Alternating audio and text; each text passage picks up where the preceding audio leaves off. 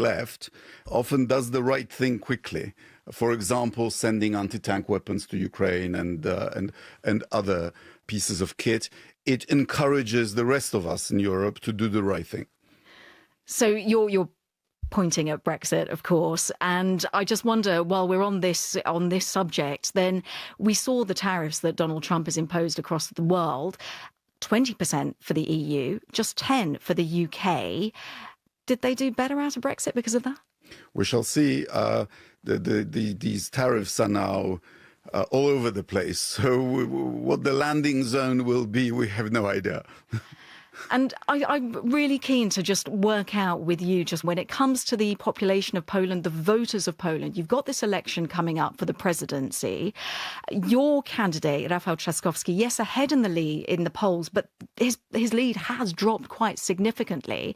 And then you've got a battle between the Law and Justice candidate and also a candidate who is on the far right.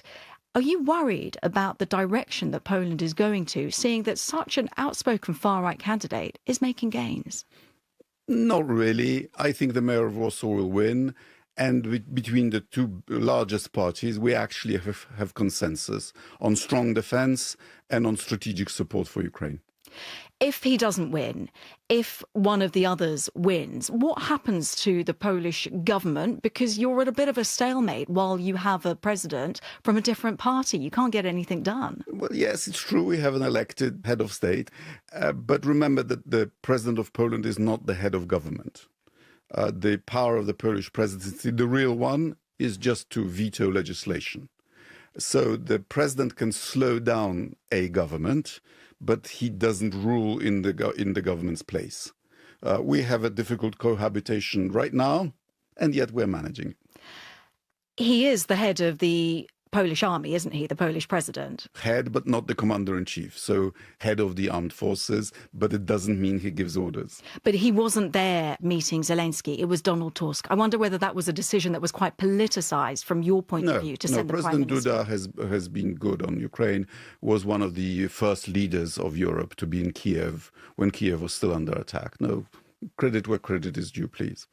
So when it comes to your messaging for President Putin, when it comes to this potential meeting in Istanbul with Zelensky and whoever the Kremlin decides to send, what do you want to see out of it? What are you hopeful that Zelensky will get? We should all communicate to the Russians that this is a test.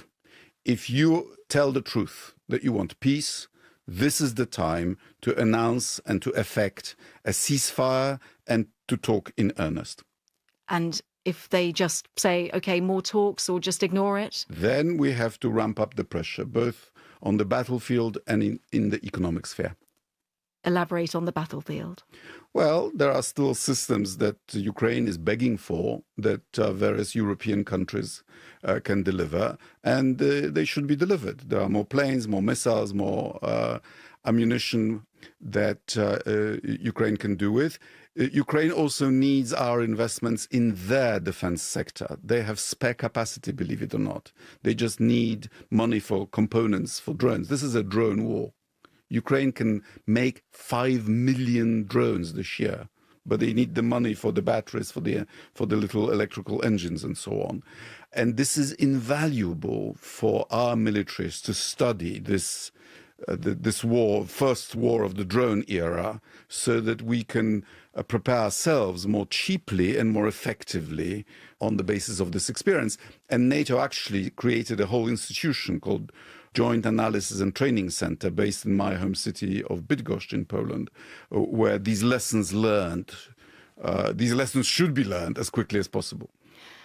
Is Donald Trump learning the lessons that you have? What do you want to hear from him? I think he's at a tipping point. I think if Putin doesn't give him, Ukraine, Europe, a ceasefire, then I think things might change. There is this bill in the Senate supported by a large number of Republican senators. If President Trump threw his support behind such a bill, then Putin would regret missing this opportunity. And if he doesn't? Look, this is a colonial war. These colonial wars usually take a long time because it takes time for the metropolis to acknowledge the otherness of the former colony, and to acknowledge that it was a mistake to invade, and to acknowledge that the objectives of the invasion cannot be achieved at an acceptable cost. And Putin, living in isolation in his own bubble, has not learned that lesson yet. From the BBC, that was the interview. I'm Saroja Coelho. CBC News is next. Good morning, Manitoba, and hello, Winnipeg. I'm Marcy Marcusa. This is Information Radio, and we're live in downtown Winnipeg on 89.3 FM, 990 AM on the app and on YouTube. Thank you so much for joining us. We've had a harrowing week dealing with wildfires. It's wet in Winnipeg. It rained a lot yesterday here in the city, and we did have rain in parts of the province, which hopefully is going to help some of the fire situations now that we have our evacuations sort of in order, but some of them do continue. So thanks for joining us. We will walk you through the very latest and hopefully keep everyone safe as we head into May long weekend.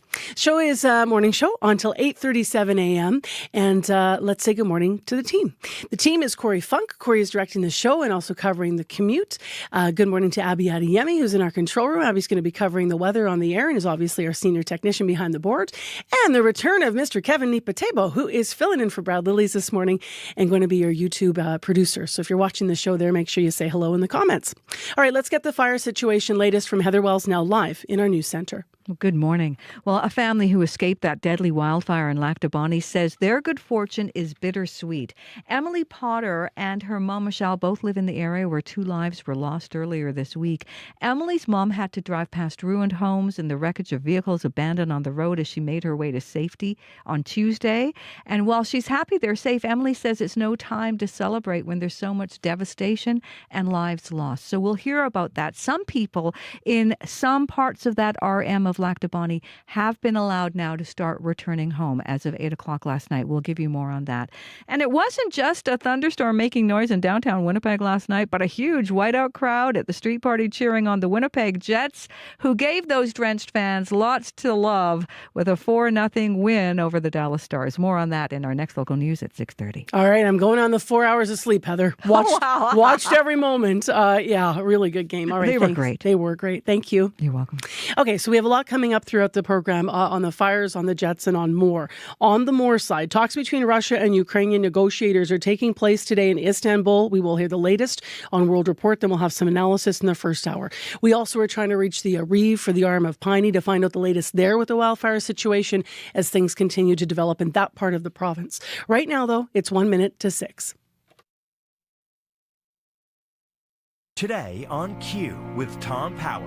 Max Richter is one of the most streamed classical music artists in the world right now. And his new album is trying to use instrumental music to heal the polarization in our world. I've put together things which are very different and to try to make something kind of more than the sum of the elements. That's coming up on Q, followed by Commotion with Elamine Abdel Mahmoud on CBC Radio 1, the CBC Listen app, and everywhere you get your podcasts.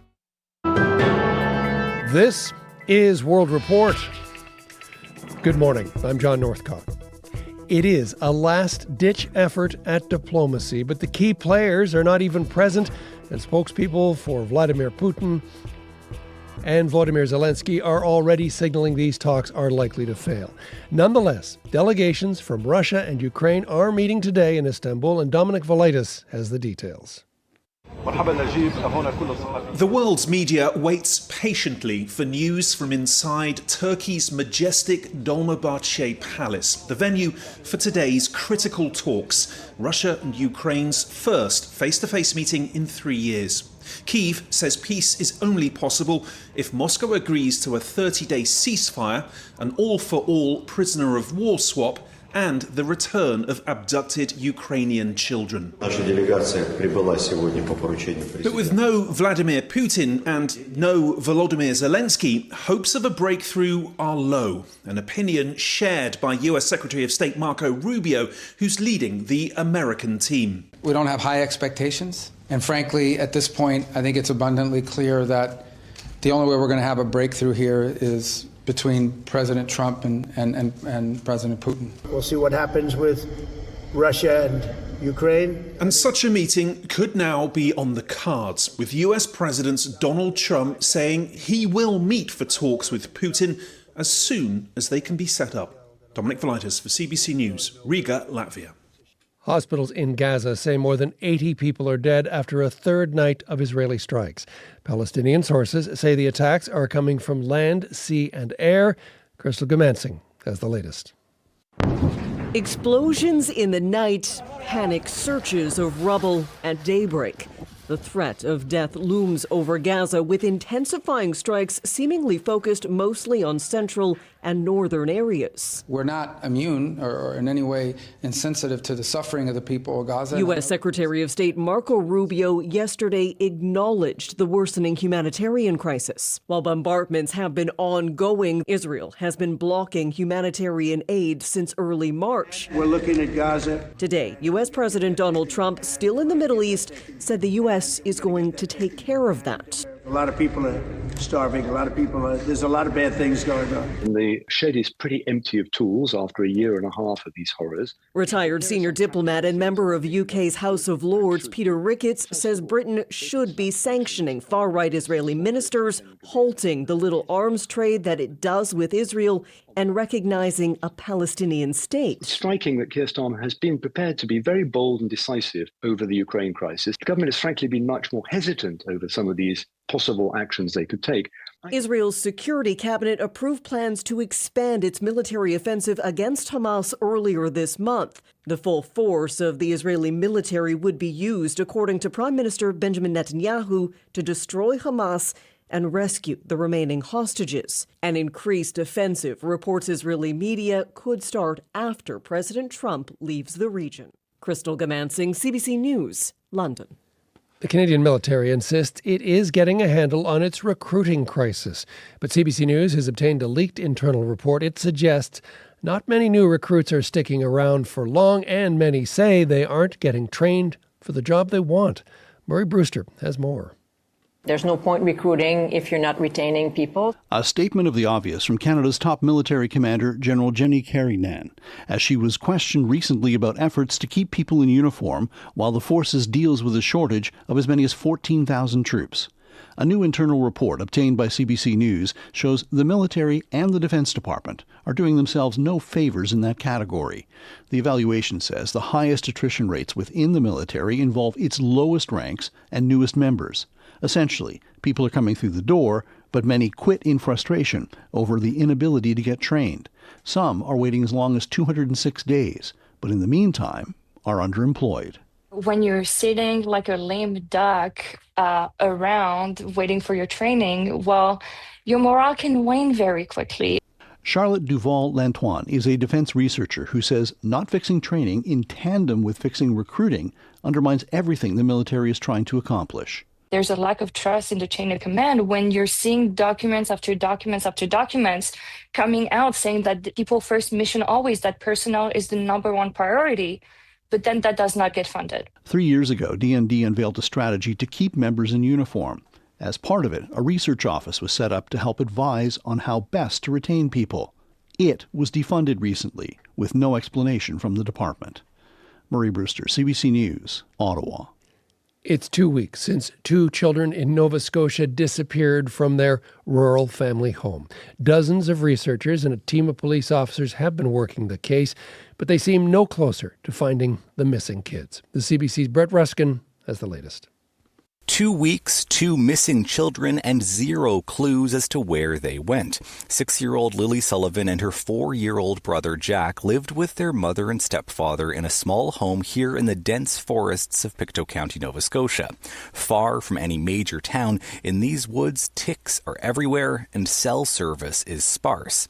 Still, searchers combed through this area for days. Dogs tried to find a scent, helicopters rumbled overhead, and drones flew through the night looking for any sign of the missing children. Michelle Janice is an associate professor of criminal justice at the University of Louisiana at Lafayette with a focus on missing persons and runaway youth. It's rural. There's lots of areas to search. So really the environment created, I think, a lot of disadvantage for this case. It's hard to find people in the forest. in wooded areas, especially children. RCMP say even though the search was scaled back, they still haven't given up. They're speaking with friends, relatives, neighbors, and community members, and they're following up on more than 180 tips from the public, all while rumors and theories circulate online, filling the vacuum left by the lack of confirmed facts about this case. Everyone involved left wondering how these two children can simply vanish. Brett Ruskin, CBC News, Lansdowne Station, Nova Scotia. The weather is expected to help firefighters battling wildfires in Manitoba. Rain is forecast for the Whiteshell region east of Winnipeg. 19 fires burning across the province, 3 of them out of control. Meanwhile, one community is mourning the deaths of 2 residents killed by a wildfire. Riley Lachuk reports. Everyone in the province is cheering for you guys right now. Words of support. Manitoba Premier Wab Kinew meeting with a group of firefighters in Lac du Bonnet after another long day fighting back flames. It's amazing to see the positivity and the people rallying around the evacuees. The fire near the town northeast of Winnipeg, one of several currently burning out of control. Hundreds of people are displaced. The community coming together for evacuees, while at the same time grieving the deaths of a well-known couple. Identified as Sue and Rich Noel, they were trapped by the fast-moving fire. Their son and his girlfriend were injured but escaped. Eric Makala knew Sue. She was a lovely lady. A lot of people are very sad about it. It's almost indescribable. Michelle Potter was forced to flee the same blaze, packing what she could and leaving she and her family's home in a moment's notice surrounded by fire. It was extremely scary. Potter's home is still standing. She considers herself one of the lucky ones. Another fire prompted the province to close Whiteshell Provincial Park, popular with cottagers and campers. The Premier urging people to forego the usual bonfires and fireworks this May long weekend. This will be a May long where we're asking for rain. Rain is forecast today for much of southern Manitoba, and while wildfire officials say they could use more, they'll take what they can get. Riley Lachuk, CBC News, Winnipeg.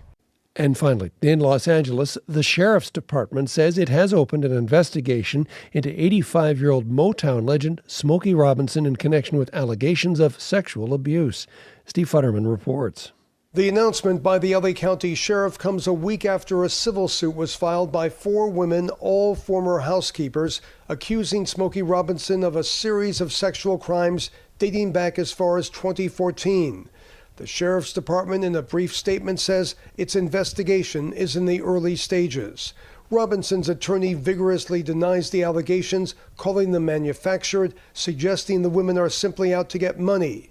The former housekeepers claim they were repeatedly assaulted. Their attorney, John Harris, describes some of the accusations made against Robinson last week. Sexual battery, assault, false imprisonment. Robinson's wife is also named in the lawsuit. She is accused of doing nothing to stop the alleged attacks. The 4 women say they did not come forward earlier because of their immigration status. Steve Futterman for CBC News, Los Angeles. And that's the latest from World Report. I'm John Northcott. This is CBC News.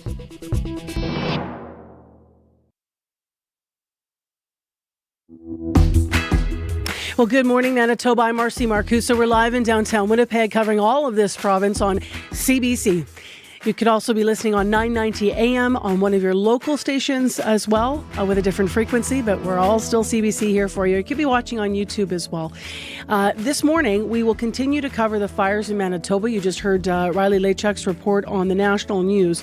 We're going to talk to a councillor just in minutes here who is in the rural municipality of Piney. So if you're trying to place which fire this is the fire that involves the communities of Carrick, Badger, St. Lab. This is southeast of Steinbach, and it's kind of pushing near the border area. So we're going to find out the very latest about evacuations in that part of Manitoba.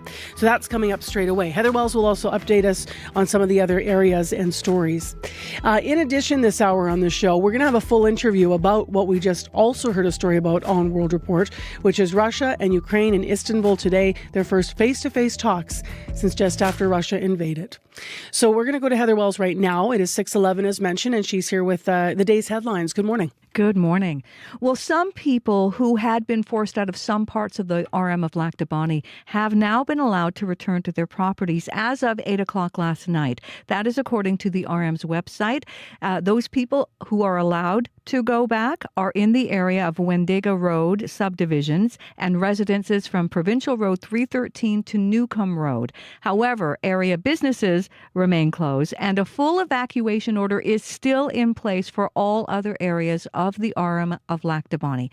Head to their website if you need to, and you can see all the latest information right there. Meanwhile, a mother and daughter are counting their blessings after their homes and lives were spared by that deadly fire in the RM of Lac du Bonnet. We're going to hear from Michelle Porter and her daughter Emily, who made it through and what they experienced as the mother. Emily, the daughter, was in Winnipeg, but the mother drove by herself with their belongings past wreckages and burned out cars.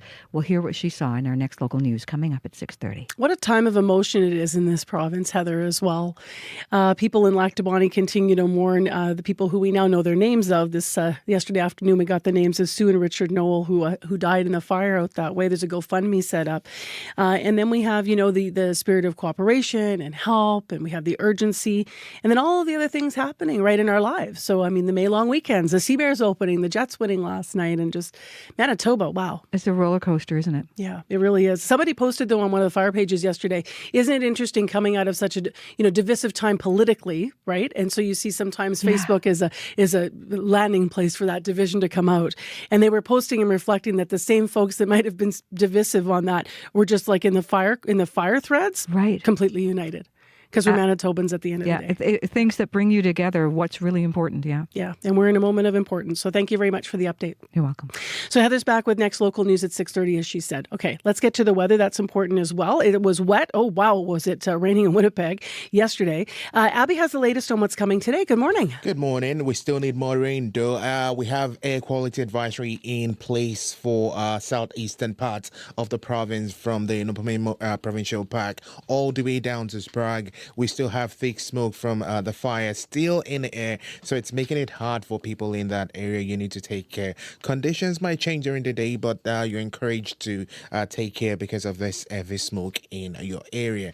Now, the good news for the some other southern parts of the province, including Winnipeg, down to the Emerson borders, is that the warnings we had earlier about the smoke has ended. And in Winnipeg right now, 13 degrees, some light drizzle falling across the city. As we move through the day, more rain is expected. We're looking at about 10 to 15 millimeters in total. The sky will stay gray and damp. Air will feel cooler. Temperature slowly drops around 6 degrees later this afternoon around your noon period. And we'll see some windy conditions at times. And then tonight, more rains, but then that eases around the midnight period.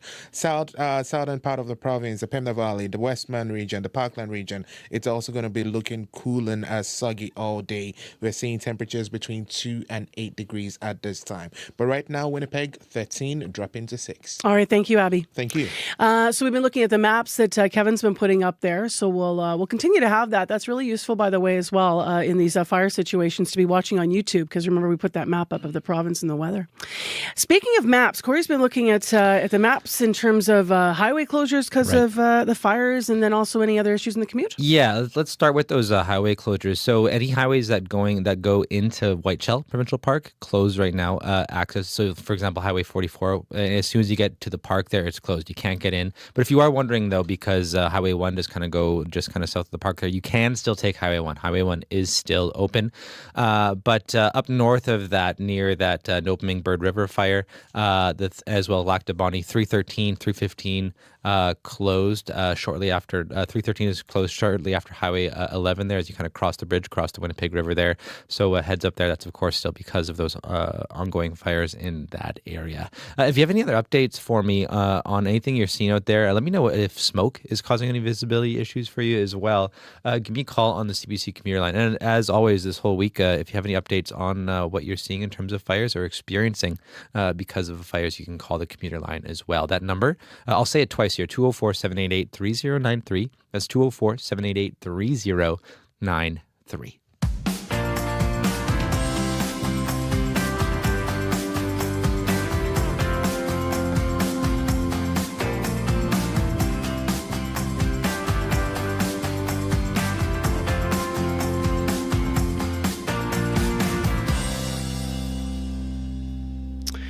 So let's remind ourselves just briefly by the numbers where we are. We have 21 active fires. We have had 80 to date in this province. That's well above average for this time of year. And we are covering some of the ones that firefighters have been able to get to. Others remain out of control and dangerous for fire response, including in Nopaming.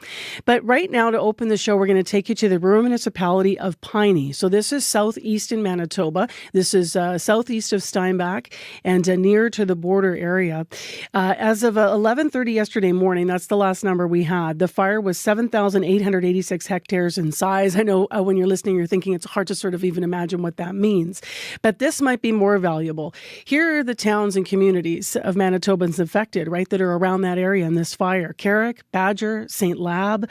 We're talking about the Woodridge area. So we, for the update, are turning our attention to a councillor for the arm of Piney. Ken Prosu joins us live on CBC. Good morning.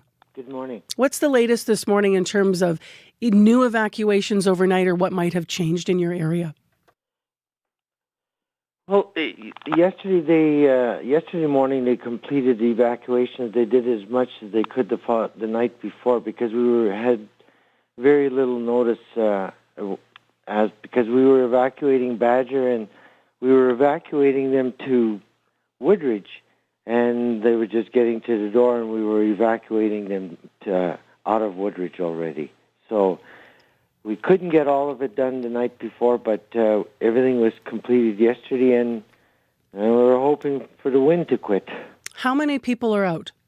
We're not sure because the number of individuals that left, they went directly from Woodridge to places like Steinbach or Winnipeg for rooms and accommodations, and some have gone to family, and they felt it was probably easier to just go than go to Piney and register. I know that they were calling the following day to update RM, but I don't have those numbers as I was more involved at the site where the fire was. I was at the fire hall bringing what resources they needed from the RM. Got it. You were saying you're hoping the wind will cooperate. What was it like with the winds in your area, and how quickly did that change things? Well, it was changing constantly, and yesterday it was unbelievable how it was swirling. So it was making things very difficult for our firefighters, and we had machinery trying to create guard lines, and as they were going, it's jumping. So that was a big issue. We were right down to the end yesterday where we had they were pushing right across from our fire hall.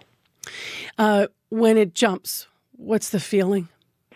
Well, it's frustrating because you're trying to attack it, and the wind and that has it. It's unbelievable how far it can move it at one time. I know that for a while evacuees were actually going to Woodridge, and then Woodridge got the order to, that everybody had to be out. How big of a challenge has it posed as people are moving around to try to get to safety? Well, I had mentioned earlier is that by this time already, a lot of people, we had evacuated the St. Lob area, and we had evacuated around Floresy, and then we had started doing some by Carrick. So that was done previous days. So the individuals in the area already are realizing that we could be next. So they were already preparing to go. Some had already left prior to the evacuation. Which makes sense. What I was seeing on Facebook, there were some people in my thread posting from Woodridge saying, they were on standby. Well, what are you hearing from evacuees about, their mood or what questions they might have around all of this? Well, they're always, when do you think we could come back, or how are things going? Because you know what happens. There's so many rumors start to get out there that it's hard to dispel them. So you try to. They hear these things and they're right away calling and what's happening, and sometimes it's tying up our resources at the RM office because they're trying to focus on getting things done and calling and getting this done, and we're trying to answer all these questions that are coming. What do you know about how much damage to properties there have been so far, if anything? Do you know if structures or homes have been lost? We did lose a home by St. Lob, and we lost, I believe, a couple. I'm not sure if it's possibly two. I'm not quite sure because we didn't want to go all the way back in there until it settled. We had sprinkler systems in there, but we had some cottages in some of the areas in the Florzy, so I'm not too sure exactly what had happened there. So there's been potentially cottage losses in Florzy, and you did lose a home, you said, in St. Lab. Yes. Yes. Where and when can people expect an update today for the RM of Piney? So this morning we usually meet every morning at the RM office, and we get an update from Natural Resources, and then they'll tell us what's happening with the fire, where it's moving, where it's gone, what they're proposing for the day. So after all that rain last night, we're waiting to find out what they're going to tell us this morning. And then what happens is the RM will likely post it on their sites so people can take a look at what's going on. So let me ask you this last, Ken. I could have asked you this first, I guess, but we did have a ton of rain in Winnipeg. What was it like out your way for the rain? Was it steady all night, or did it really pour on you? Well, we were getting ready to like they were moving machinery, and it was getting extremely close to the community. So we were running, and all of a sudden we could feel the temperature drop. I don't know how many degrees. So we knew the rain was coming. And then all of a sudden the skies just opened up. It was a blessing. And then it just changed everything. It's amazing what Mother Nature can do. Thank you very much for being up early and giving us your important update from your part of the province. We'll see what today brings. Okay. Take care. Ken Prostu's a councillor in the municipality of Piney, talking about the rain. Now, we can tell you that we did check the fire maps this morning for that area. It looks like the last number that we reported there from yesterday is still the number, so we don't know if it's grown or shrunk in size, the fire, as of this hour. But as Ken mentioned, there will be updates later this morning. He confirming there that a home, he's saying, in the town of St. Lab was lost, and maybe some cabins in another community as well. And fire crews yesterday spent a harrowing day with the winds, watching the fires, jump the roads as they continue to try to cut lines to stop it. So it's fast moving. It's a changing situation. You can check your local pages for updates or cbc.ca/Manitoba if you want an overview of where we're at this morning. Breaking tonight, every day. The tariffs are very good. They're very powerful. Canadians are always ready when someone else drops the gloves. We bring context to chaos. What are the consequences of this action? We must retaliate. In our own backyard. Come on! Plane crash! And beyond our borders. It's the scene of an airstrike. You're gambling with World War III. Negotiations are ongoing. From the source you can trust. It's time to dig deeper into the story. The National, Canada's newscast. Tonight on CBC. It is coming up to 6:25 a.m. Let's have a look around the province at this hour for what's going on. So we have light snow up in Churchill. We have light snow up around Gilham and Churchill area. There is rain in Island Lake this morning, light rain. Portage, also some rain. And in Winnipeg right now, cloudy. It is sort of stopped raining for the moment. Streets are wet, but it's going to be raining later today. We are expecting 10 to 15 millimeters of rain in Winnipeg, in fact. A little bit of haze out there. And winds are gusting. They're going to really be crazy today. Winds north increasing and gusting to 80 kilometers per hour near noon. So that is sort of make sure everything's pinned down and you're not biking against that. That'll be tough. So that's what's happening in Winnipeg for today. Our temperature actually is not a daytime high. It's going to fall to 6 this afternoon. Right now we are sitting at 10 degrees in Winnipeg.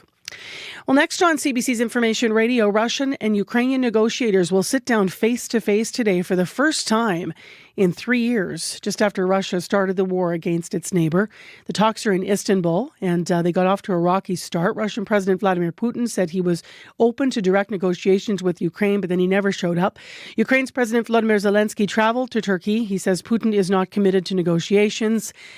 So where are we at? Andrew Wasoulis is with us, fellow with Canadian Global Affairs Institute. Good morning to you. Morning, Marcy. I understand from World Report now that we do still have talks in place. It's just not between the leaders of the countries, right? Exactly. And the Russians have sent a delegation which is headed by a guy named Medinsky, who's a senior policy advisor for Putin. And he's the guy who headed the Russian delegation to the last talks between Russia and Ukraine in Istanbul in March of 2022. So 1 month into the war before everything broke off. And the Russians see this as picking up where they left off. Given the change in the players to be talking today between Russia and Ukraine, when you're outlining who is going for Russia, how significant is this? And to what extent do you think Russia might be ready to negotiate a ceasefire or peace in reality? Yeah, it's a process. I mean, the Russians are certainly interested in negotiating a comprehensive peace settlement, which would be accompanied with a ceasefire.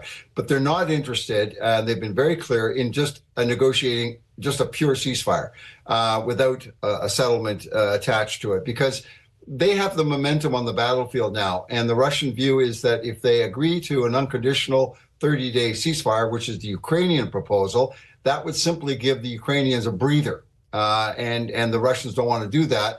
What they want to do is keep pressuring the Ukrainians so that the Ukrainians move closer to the Russian position in terms of where the negotiations are going. Because right now, there's a huge divide, particularly on the issue of what happens to the 80% of Ukraine that's not occupied.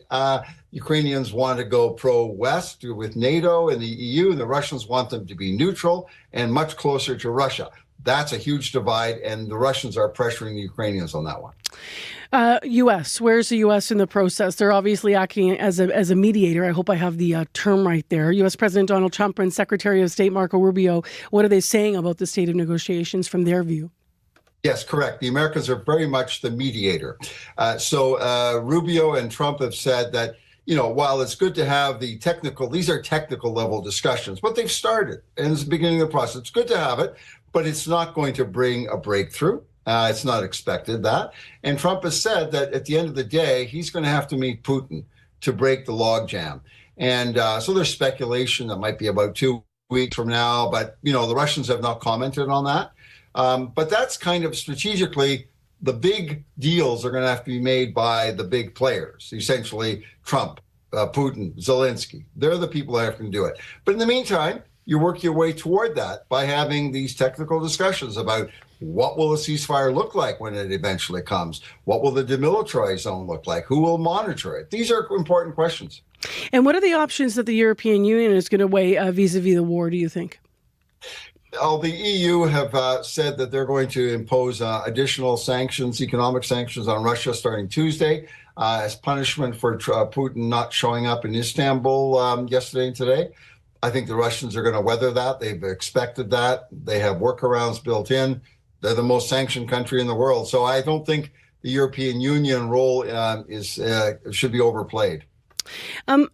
You mentioned that Russia might, be coming to these talks with a different view because on the battlefront they seem to be gaining ground. So can you update us briefly on the latest situation in that to that end?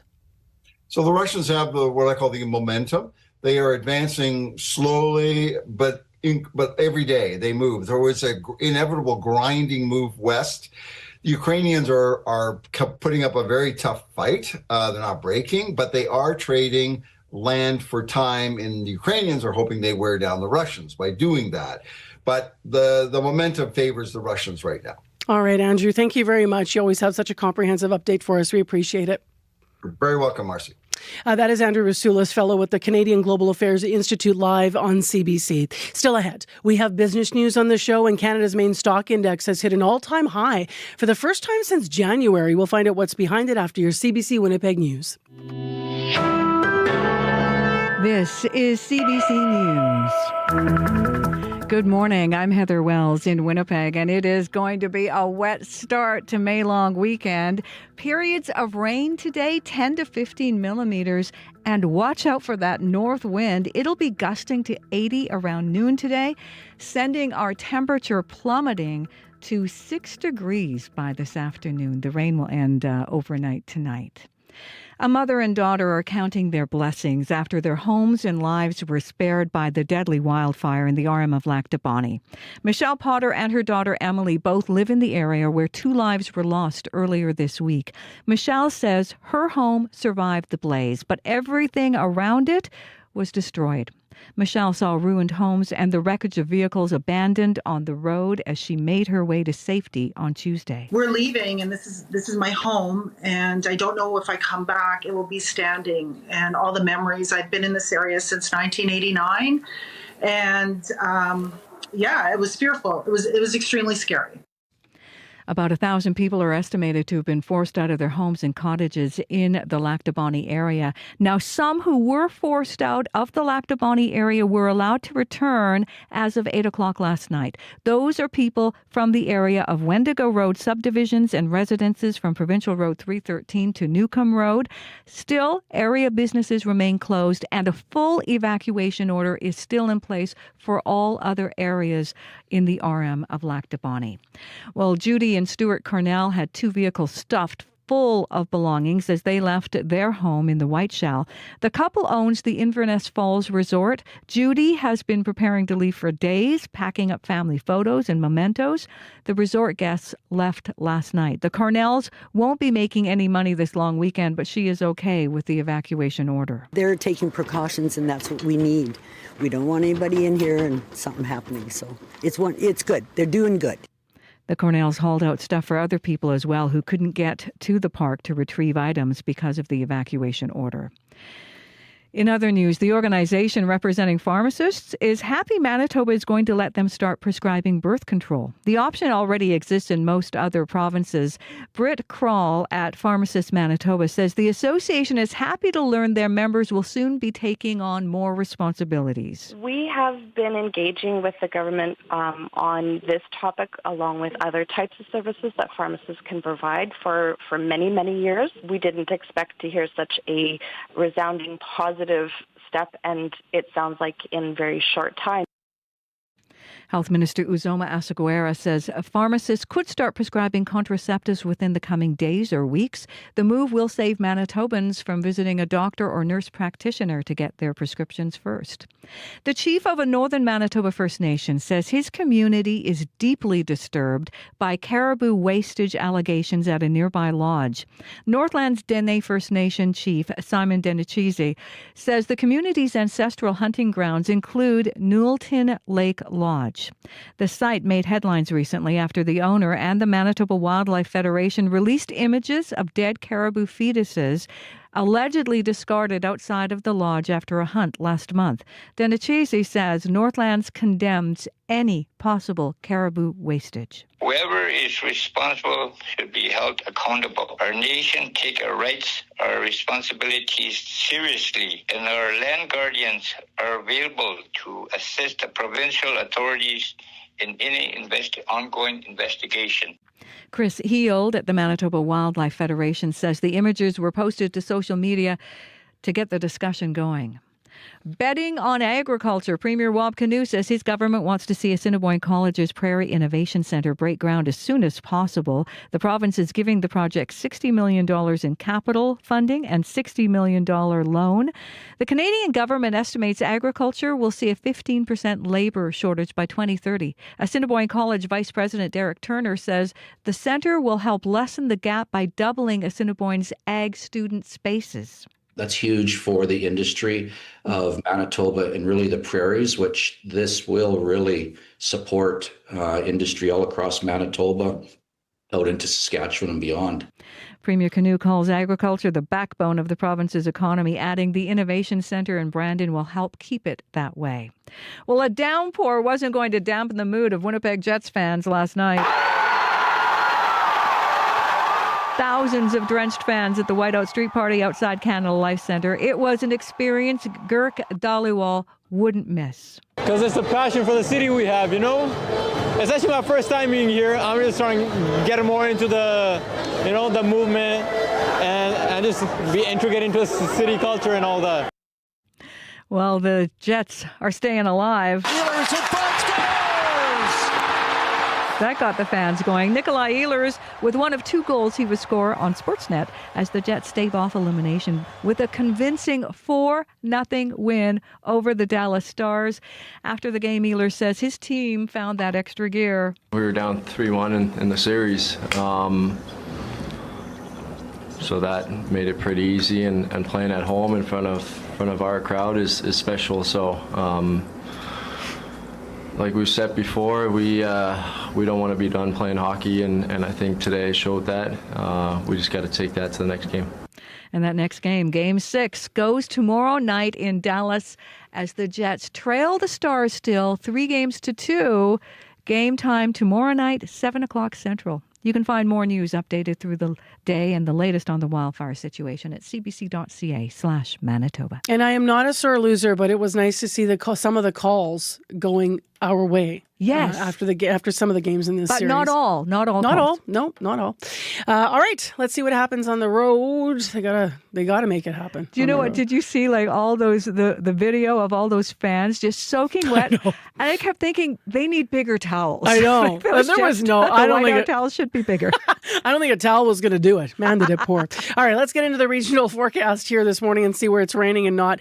Abby Adeyemi joins us now. Good morning. A cool, damp day across the province. Pocket of sunshine will spot in the northern part of the province, but down south we will get rain, and we still have air quality statements in effect for most regions in the southeastern part of the province, all the way down to Sprague. And good news for folks in the Landubani area, we have rain already for you this morning, so that may be bringing some form of relief your way. You will see periods of rain with local smoke, about 5 to 10 millimeters of rain will be coming your way today, and the temperature warms up to 15 degrees, but then it falls down to 10 later in the afternoon.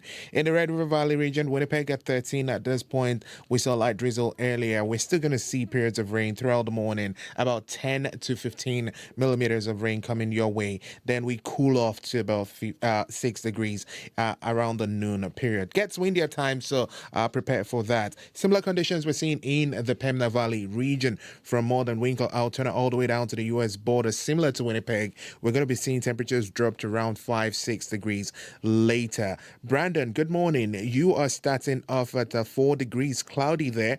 Expect rain to fall throughout the day, adding up to about 10 to 15 millimeters. I know it's been raining in that part of the province since yesterday. You should get additional 10 to 15 today, warming up to 7. Dauphin is at 2. Misty out there. If you're on the highway, you might be noticing some fog. You are at 2 degrees. You get to see periods of rain also throughout the day. Some winds will be coming from the north. You warm up to 5. Gimli is at 8. For most of the Interlake region today, we're going to see rain and some haze due to the smoke in the area. Temperatures deep to 5 degrees later. We then track the temperature into the northern part of the province, where we're seeing more like cloudy skies and the Flin-Flon and surrounding areas. Temperatures around 3 degrees at this time. We get to see a mix of sun and clouds stay high around 11 degrees. Thompson at -1. We saw light snow there earlier. Now it's cloudy. It's going to warm up to 5 degrees, and then Churchill still seeing light snow at -2, reaching a high of -1 today. All right. Thank you, Abby. Thank you. Corey.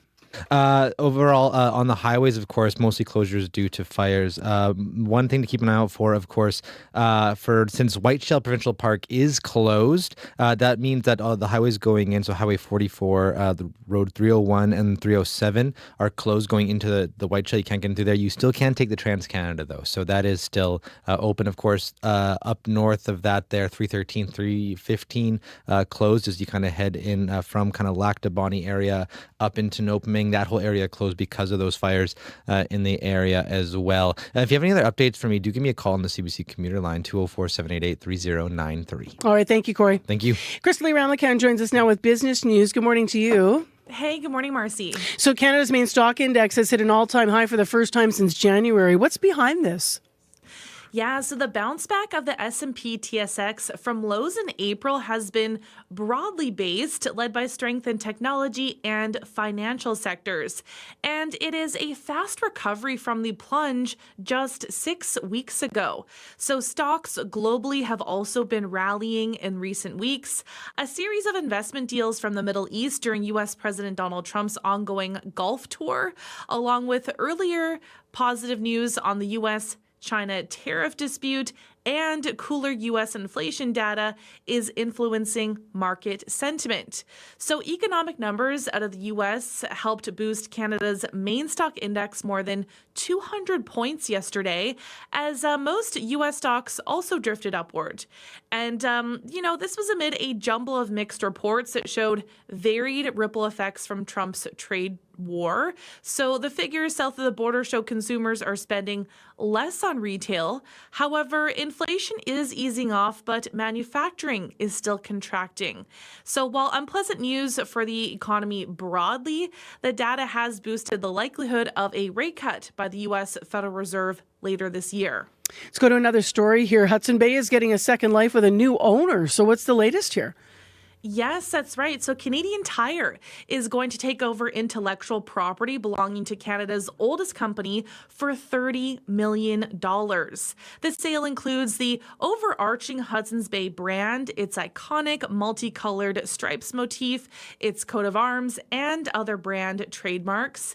And the deal allows products under these names to be sold by Canadian Tire, which also owns Sport Chek, Party City, Marks, and Pro Hockey Life. So the CEO of Canadian Tire says the fall of the Bay is disheartening to witness, but he says some things are just meant to stay Canadian, and Canadian Tire is honored to welcome many of HBC's leading brands. So the sale, which is expected to close this summer, still needs court approval, though. And the deal also includes a bid for a handful of lease locations. Now, it's unclear whether Canadian Tire intends to run those locations as Bay stores or use them for its other brands. But Canadian Tire has said in the past it is not contemplating an acquisition of the Bay's entire operations. So while the Bay's brands have found a home, most of its leases in prime shopping locations are still in play. 12 parties have made bids for a total of 39 leases. And Hudson's Bay is also looking for new owners of 4,400 pieces of art and artifacts, including the royal charter that birthed the company in 1670, and they're expected to be sold through an auction. And finally, this morning, before we do look at the market numbers, a certain kind of scam is something you want to tell us about because it's becoming more common. Yeah, so recovery scams have been on the rise. That's according to the Canadian Anti-Fraud Centre and the Canadian Investment Regulatory Organization. The scams target people who have already been defrauded. They typically convince victims to pay a fee upfront under the guise of recovering lost funds. So the Anti-Fraud Centre says recovery scams more than doubled in 2023, resulting in more than $1.6 million in losses. And, only a small fraction of victims even report fraud, so it could be even more than that. So scammers impersonating officials from reputable watchdog agencies or government organizations often have a sense of urgency, ask for personal or sensitive information, or talk the victim into giving them remote access to their laptop. So if you receive a call like this, experts say just take a breath and tell the person you'll call them back. Then look up the employee or the organization online, find the correct information on the official website, and then you can call them back if you want to check.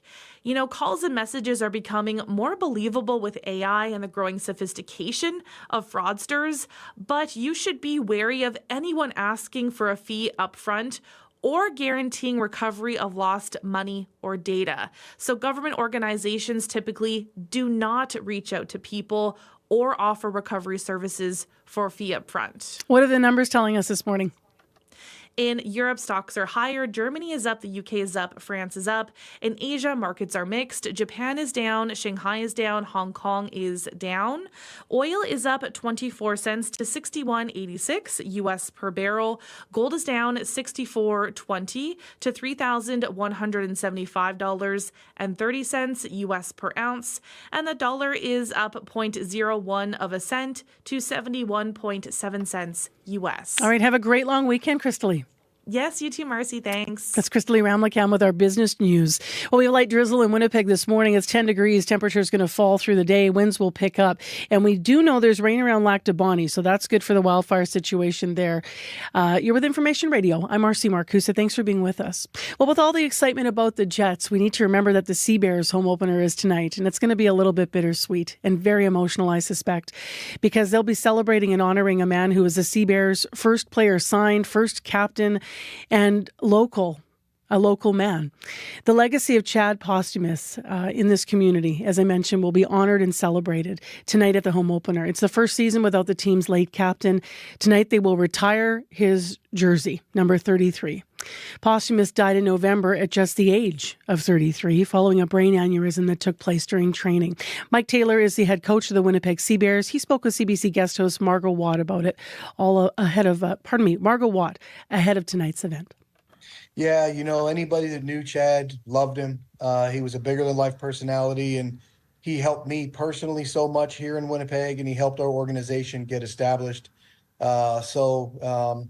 Difficult situation, but we're so thankful that our team can do something very nice to honor him.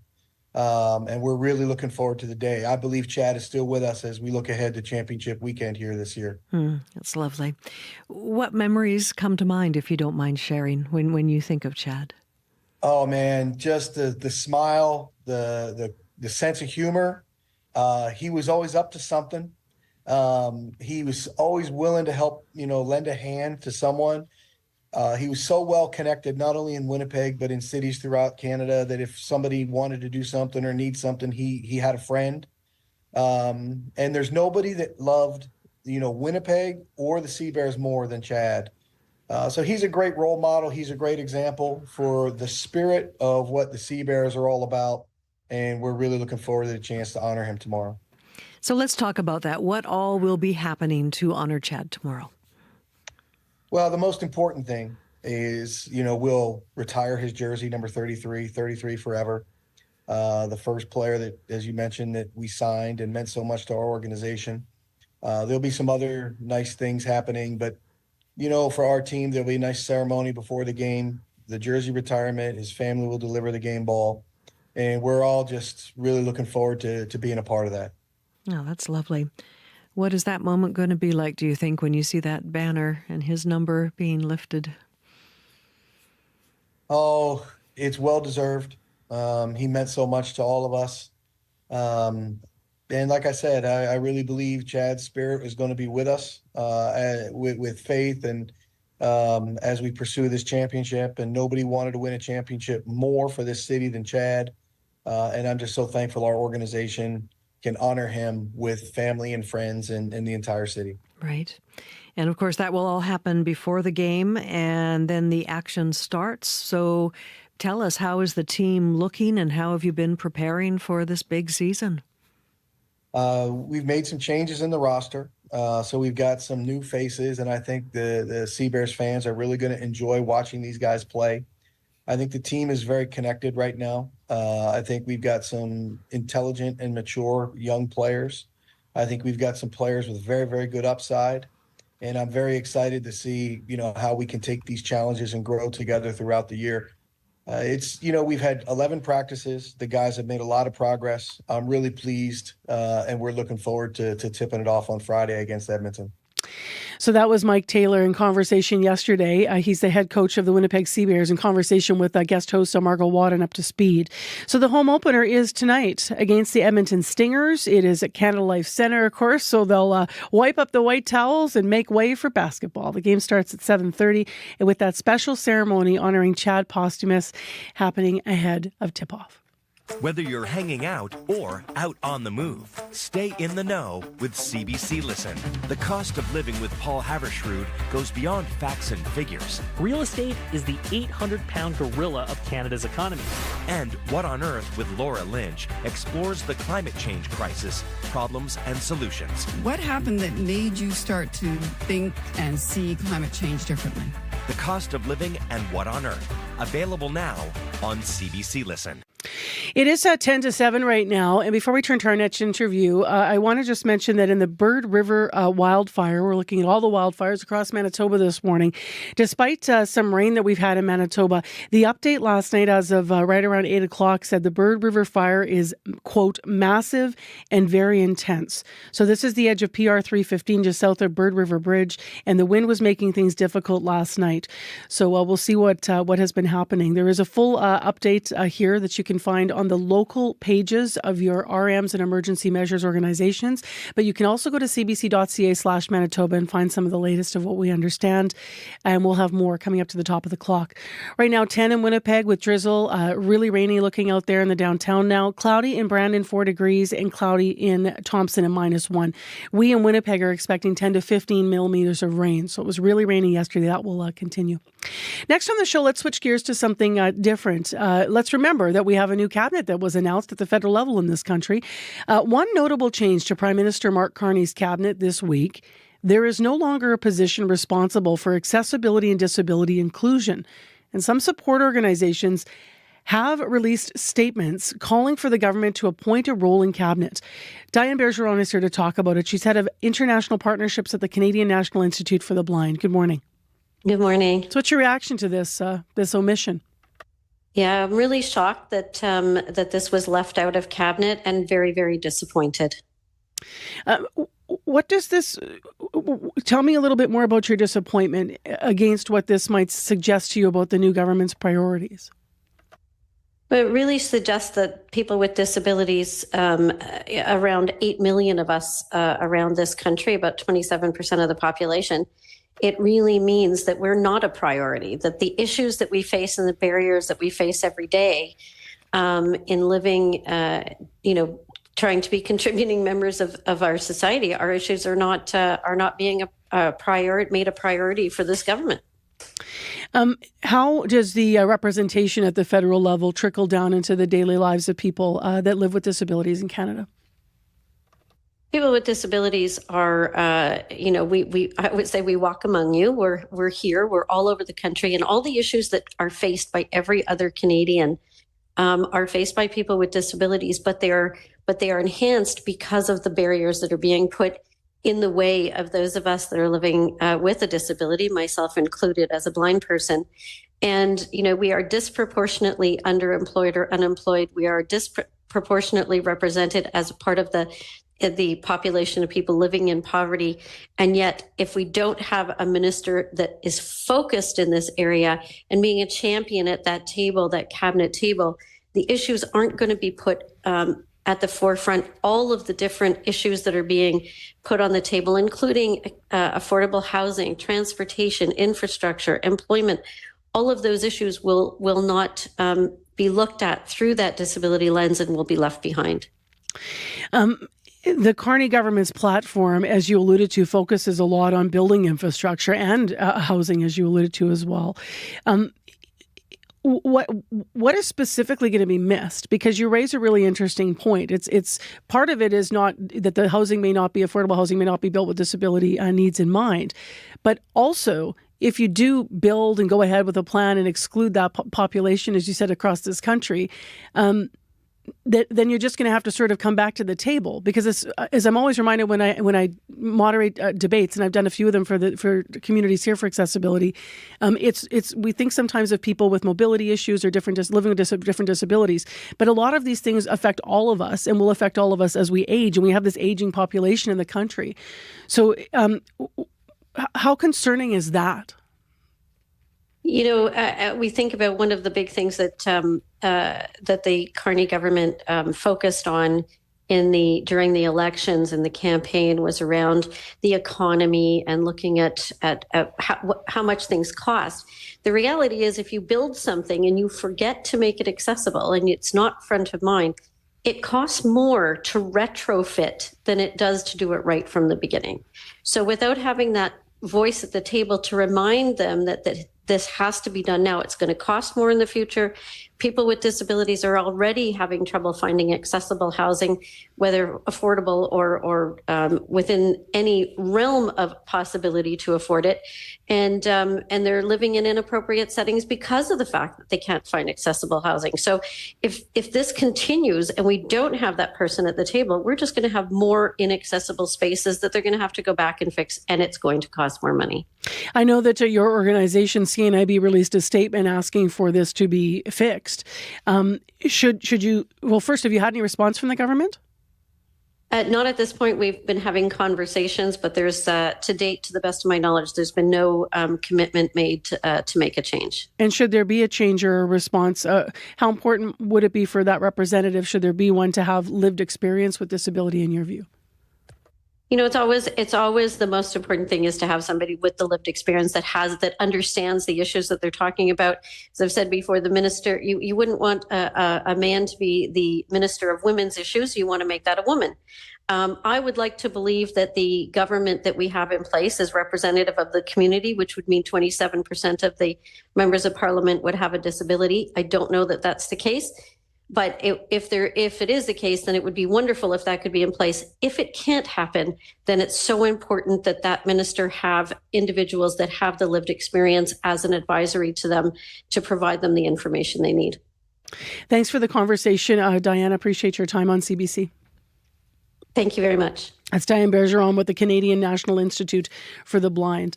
If you have any reaction to Mark Carney in the cabinet and what he did announce in the positions, are there omissions that you're concerned about as a Manitoban, or are there ministries or changes that you saw representation in cabinet that you were happy about? Let us know what your reaction is to what's the future of the future leaders that have been appointed and announced. 788-3205, 788-3205. With all the news that's been going on, it's hard to remember that was just this week, right? Let's go to Heather Wells. Speaking of news, 3 minutes to 7 o'clock. Let's get a news update from Manitoba. Good morning. Well, a family who escaped the deadly wildfire in Lac du Bonnet says their good fortune is bittersweet. Emily Potter and her mom, Michelle, both live in the area where 2 lives were lost earlier this week. Emily's mom drove past ruined homes and the wreckage of vehicles abandoned on the road as she made her way to safety on Tuesday.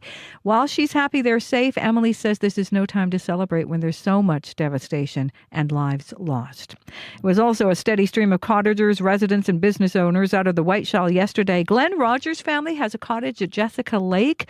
Rogers is retired now, and he says he's been concerned about smoke in that area for days. We'll hear the latest on the wildfire situation coming up in our next local news at 7:30. In addition, in the next hour, he said it was like losing a friend. We're going to hear from a 73-year-old man who was sent a video of an A-frame cabin dramatically going up in flames. His parents built it back in 1964. His story as our coverage of the wildfires continues. To other news that's been developing in Manitoba this week, on Wednesday, the province broadened the vaccine eligibility as 24 more measles cases were reported in our province. We now have 44 confirmed and 4 probable cases since the start of 2025. In the next hour of the show, how a history of broken trust with governments might be fueling some of the hesitancy to get the measles vaccine. Our faith contributor takes a close look today at Mennonite communities and the measles. So stay tuned for that. So that's all coming up in the next hour. It is right now 2 minutes to 7 o'clock. I'm Marcy Marcusa with Kevin Ipatebo and Corey Funk and Abby Adiyemi behind the glass on your morning show team on CBC. Let's have a quick look at the weather here right now. We have light drizzle in downtown Winnipeg. It's actually pretty wet out there right now. Probably rain. I'm seeing the wipers go on the cars down Portage Ave. We are 10 degrees though. Winds are already north at 59. They're going to be a story today. Winds are going to be gusting up to 80 kilometers per hour right around your lunch hour. And right now we're expecting 10 to 15 millimeters of rain and a falling temperature to about 6 degrees, this afternoon. So we're at 10 now. We'll go to about 6. We have heard there's some rain in the Lac du Bonnet area this morning. That's good news for the fires there. In Brandon, you're expecting 10 to 15 millimeters of rain as well out west. And you don't need it because we have risks of overland flooding to the west. Stay with us if you have anything to report on the commute. 788-3093.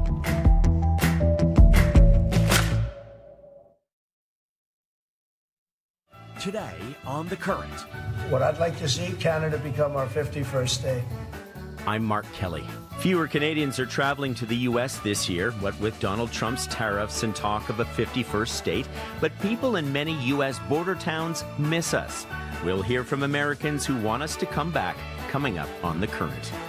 The Current, this morning at 8:37, 9:07 in Newfoundland, and on the CBC Listen app. This is World Report. Good morning, I'm John Northcott.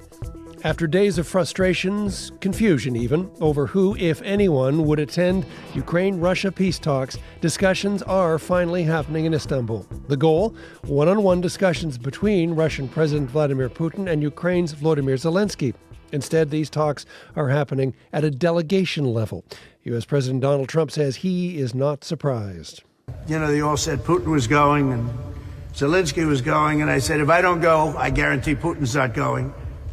And he didn't go, and I understand that, but we're going to get it. We're going to get it done. We got to get it done. U.S. officials are mediating today's negotiations, and for more, we've reached Ross Cullen in Istanbul. Ross, who's at these talks, and what is each side trying to achieve?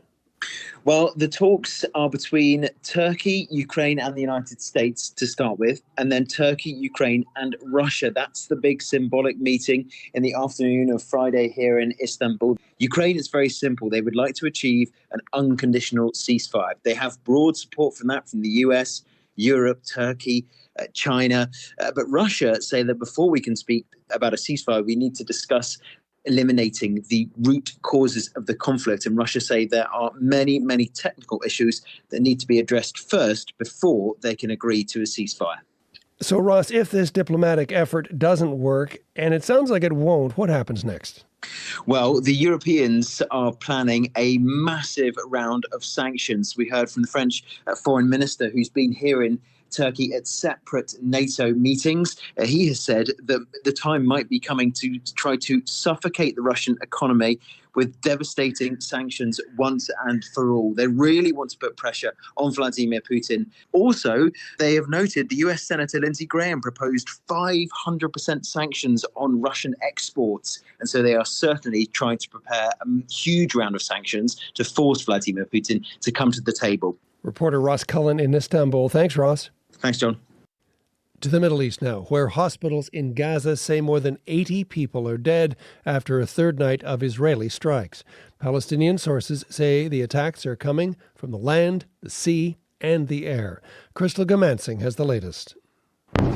Explosions in the night, panic searches of rubble at daybreak. The threat of death looms over Gaza, with intensifying strikes seemingly focused mostly on central and northern areas. We're not immune or in any way insensitive to the suffering of the people of Gaza. U.S. Secretary of State Marco Rubio yesterday acknowledged the worsening humanitarian crisis. While bombardments have been ongoing, Israel has been blocking humanitarian aid since early March. We're looking at Gaza. Today, U.S. President Donald Trump, still in the Middle East, said the U.S. is going to take care of that. A lot of people are starving. There's a lot of bad things going on. And the shed is pretty empty of tools after a year and a half of these horrors. Retired senior diplomat and member of UK's House of Lords, Peter Ricketts, says Britain should be sanctioning far-right Israeli ministers, halting the little arms trade that it does with Israel, and recognizing a Palestinian state. It's striking that Keir Starmer has been prepared to be very bold and decisive over the Ukraine crisis. The government has frankly been much more hesitant over some of these possible actions they could take. Israel's security cabinet approved plans to expand its military offensive against Hamas earlier this month. The full force of the Israeli military would be used, according to Prime Minister Benjamin Netanyahu, to destroy Hamas and rescue the remaining hostages. An increased offensive, reports Israeli media, could start after President Trump leaves the region. Crystal Gamansing, CBC News, London. It's 2 weeks since 2 children in Nova Scotia disappeared from their rural family home. Dozens of searchers and a team of police officers have been working the case, but it appears they are no closer to finding the missing kids. The CBC's Brett Ruskin has the latest. 2 weeks, 2 missing children, and 0 clues as to where they went. 6-year-old Lily Sullivan and her 4-year-old brother Jack lived with their mother and stepfather in a small home here in the dense forests of Pictou County, Nova Scotia. Far from any major town, in these woods, ticks are everywhere and cell service is sparse. Still, searchers combed through this area for days. Dogs tried to find a scent, helicopters rumbled overhead, and drones flew through the night looking for any sign of the missing children. RCMP say even though the search was scaled back, they still haven't given up. They're speaking with friends, relatives, neighbors, and community members, and they're following up on more than 180 tips from the public, all while rumors and theories circulate online, filling the vacuum left by the lack of confirmed facts about this case. Everyone involved left wondering how these 2 children can simply vanish. Brett Ruskin, CBC News, Lansdowne Station, Nova Scotia. The weather is expected to help firefighters battling wildfires in Manitoba. Rain is forecast for the Whiteshell region east of Winnipeg. 19 fires are burning across the province, 3 of them out of control. Meanwhile, one community is mourning the deaths of 2 residents killed by a wildfire. Riley Lechuk reports. Everyone in the province is cheering for you guys right now. Words of support. Manitoba Premier Wab Kinew meeting with a group of firefighters in Lac du Bonnet after another long day fighting back flames. It's amazing to see the positivity and the people rallying around the evacuees. The fire near the town northeast of Winnipeg, one of several currently burning out of control. Hundreds of people are displaced. The community coming together for evacuees, while at the same time grieving the deaths of a well-known couple. Identified as Sue and Rich Noel, they were trapped by the fast-moving fire. Their son and his girlfriend were injured but escaped. Eric Makala knew Sue. She was a lovely lady. A lot of people are very sad about it. It's almost indescribable. Michelle Potter was forced to flee the same blaze, packing what she could and leaving she and her family's home in a moment's notice surrounded by fire. It was extremely scary. Potter's home is still standing. She considers herself one of the lucky ones. Another fire prompted the province to close Whiteshell Provincial Park, popular with cottagers and campers. The Premier urging people to forego the usual bonfires and fireworks this May long weekend. This will be a May long where we're asking for rain. Rain is forecast today for much of southern Manitoba, and while wildfire officials say they could use more, they'll take what they can get. Riley Lechuk, CBC News, Winnipeg. And Ontario is also experiencing an early wildfire season. The province already has more fires than all of last season, with some of the most dangerous ones just across the Manitoba provincial boundary. The Kenora 20 fire has forced the evacuation of at least one First Nation. Sarah Law has the latest. I hope it rains because I just want to go home. Audrey Mandeman says she left her community in a cloud of smoke. A 27,000-hectare fire is quickly approaching Wabsamum, a northwestern Ontario First Nation of about 1,000 people. Mandeman has diabetes and a blood clot in her leg, which means she can't fly. While other evacuees were sent west to Manitoba or south to Niagara Falls, she's staying in Kenora. I'm just worried about my dogs that are at home right now. We couldn't bring them in. 3 German Shepherds. Road closures mean Wabsamum is no longer accessible. As of today, Ontario's Ministry of Natural Resources has issued a complete fire ban for much of the region. Gord Howard is fire chief of the city of Kenora. He's in daily talks with the ministry. There's a lot of people working very hard to make sure that residents across the Northwest are safe. At least 68 wildfires have been reported in Ontario this season, a jump from the 45 fires altogether last year. Trudy Kidd is a meteorologist with Environment and Climate Change Canada. She says rainfall could bring some reprieve in the coming days. Seeing areas getting up to 35 millimeters again. Mandeman says she's grateful for those who have donated food and clothing. She hopes to be reunited with her dogs soon. Sarah Law, CBC News, Thunder Bay, Ontario. And finally, King Charles' personal wealth has grown by £30 million in the last year. He is now worth more than $1 billion Canadian dollars, richer than his late mother.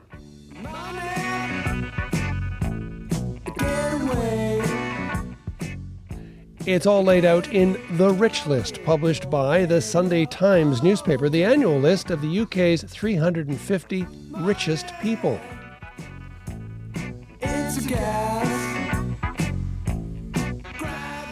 And that is the latest national and international news from World Report. Remember, for news anytime, go to our website, cbcnews.ca.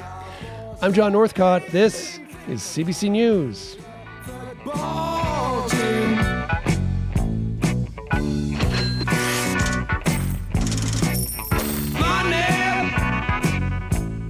Get back.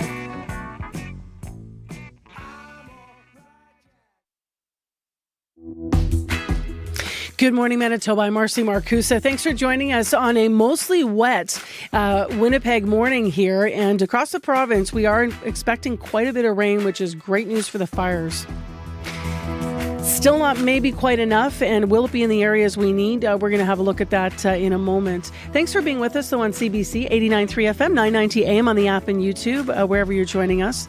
Well, speaking of the fires, one of the most dramatic videos of these wildfires so far is this shot from the water that was taken by firefighters of the shoreline of Long Pine Lake. Now, there's this A-frame cabin, and it's fully engulfed in flames. Jim Hopper's parents built that place by hand back in 1964. We're going to hear what it was like losing it. He used to spend 6 months of his time here in Winnipeg and then 6 months there at the lake. So stay tuned for that interview. In addition, this hour on the program, we begin looking at the measles situation in the province, which shifted this week. So you might have heard that the number of measles cases in Manitoba nearly doubled this week. Many of the cases, not just here, but in the States as well, of measles, do happen to be centered in Mennonite communities. Today, in our faith column, we're going to look at some of the history as we seek to understand why that might be and how public health information could be better targeted to reach people more effectively. So stay tuned for that. Right now, Heather Wells is in with news headlines this Friday morning. Hi, Heather. Hi there. Well, officials in the RM of Piney are grateful for last night's rainstorm. They say the wildfire was moving closer to the community, but then the sky opened up. We're going to hear from officials in the RM of Piney. And the organization representing pharmacists is happy Manitoba is going to let them start prescribing birth control. That option already exists in other provinces. Health Minister Uzoma Asaguera says pharmacists could start prescribing contraceptives within coming days or weeks. I'll be back with more Manitoba news at 7:30. Thanks, Heather. You're welcome. Here's Abby with a quick look at our Winnipeg forecast. Hi, Abby. Hi, Marcy. 13 degrees right now in Winnipeg. Light drizzle falling across the city. As we move through the day, expect more rain to continue on and off. We will see 10 to 15 millimeters of rain. It stays cloudy for most of the day. Temperatures will slowly drop this afternoon to around 6 degrees, and it's going to get windy at times. Don't forget about the smoke warning in effect for the southeastern parts of the province. Absolutely. Air quality going to be poor again today, including here in Winnipeg. So let's remind ourselves a little bit here. Premier Wab Kinew saying this was an emergency turned into a tragedy when he spoke to the province yesterday morning. Flags continue to fly half-mast at the legislature due to the loss of those two Manitobans. We'll talk about that a little bit more in a moment. But 21 active fires, 80 fires to date, above average for this time of year. Bird River, massive was the word used to describe that fire last night. The RM of Piney, we talked to them this morning. They said they know of one home that was lost in one of the communities and some cottages as well. So we talked to the councillor there. He said that the cool weather and rain in that area overnight did seem to help, but he didn't have updated numbers on the size of the fire or where people are evacuated to just yet. They'll have that later this morning. We also can tell you that there was some rain in Lac du Bonnet. Abby was sharing that last hour. So this morning, in fact, some rain. So that is all some good news.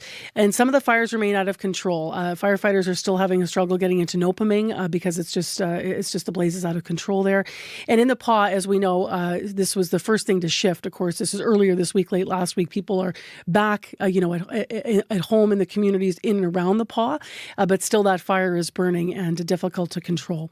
For the latest, you can go to our website, and Corey Funk is in to look at what's going on in the commute. I also let you know I'm keeping an eye on that fire in Ontario as well. We heard about that 27,000 hectare fire that's impacting folks mainly in northwestern Ontario, but I was looking at the borders of it. It is still encroaching a little bit on Manitoba. It's nearing Marion Lake and is over Caribou Lake, right across the Manitoba-Ontario border, but that is the wildfire that's causing the closure of Whiteshell Provincial Park. And that does mean that some highways are closed there right now. So Highway 44 going into the park is closed. You can't get in on Highway 44, as well as Road 301 and 307. You can't get in. Highway 1, though, you can still go through. That is still open there. As well, 313 and 315 taking you to Nopaming, obviously still closed kind of through Lac du Bonny area. And once you go from Highway 11 to 313 and 15, those are closed as well because of those fires in that area as well. If you have any other updates for me, or if you're impacted by the fires, our phone line is open for you to call us and tell us a little bit about that. If you have any updates that you're seeing out there, that number to call, 204-788-3093. That's 204-788-3093. 7:15. We actually do have this update to share just for a couple of minutes here on the couple that died in Manitoba this week. Yesterday it was confirmed, as you've been hearing on World Report in our local news, that it was Sue and Richard Noel. And so there's on our website you can read a lot more about their lives. Sue and Richard Noel lived in the area. Heartbreakingly, they died Tuesday with the out-of-control wildfires.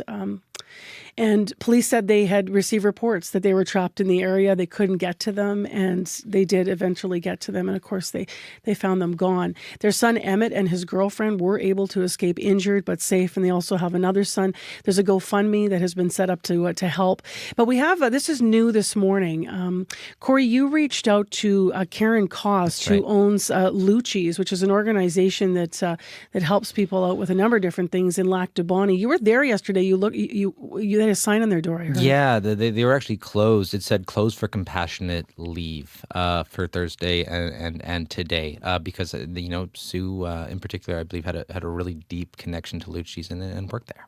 So this is the statement we got from Karen Koss this morning, Executive Director of Mrs. Lucci's Resource Center. It's a place that helps others, which is just really deeply sad given what we're talking about here.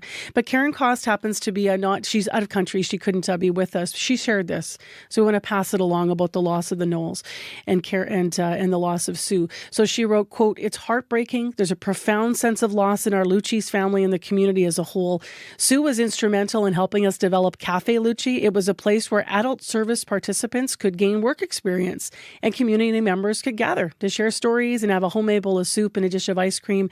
She cultivated friendships and cared deeply for everyone she met. She was sensitive to a fault. She shone the brightest when asked about her 3 boys. They were her passion, her protectors, the loves of her life. And even at the beginning of the cafe project, Karen shared her husband, who also obviously lost his life, volunteered. He was an electrician. He volunteered at her command, and they worked a lot of unpaid hours. Karen was just sharing, and it was for the love of community. So we've been telling you about that tight-knit Lac du Bonny community of about 1,200 people or so in town and then the rural area. And so a lot of reaction to the loss of Sue and Richard Noel. If you want to share, you can do so on Lac du Bonny and Levin. It's Facebook page. There are threads there. Or of course, you can read the story at cbc.ca/Manitoba.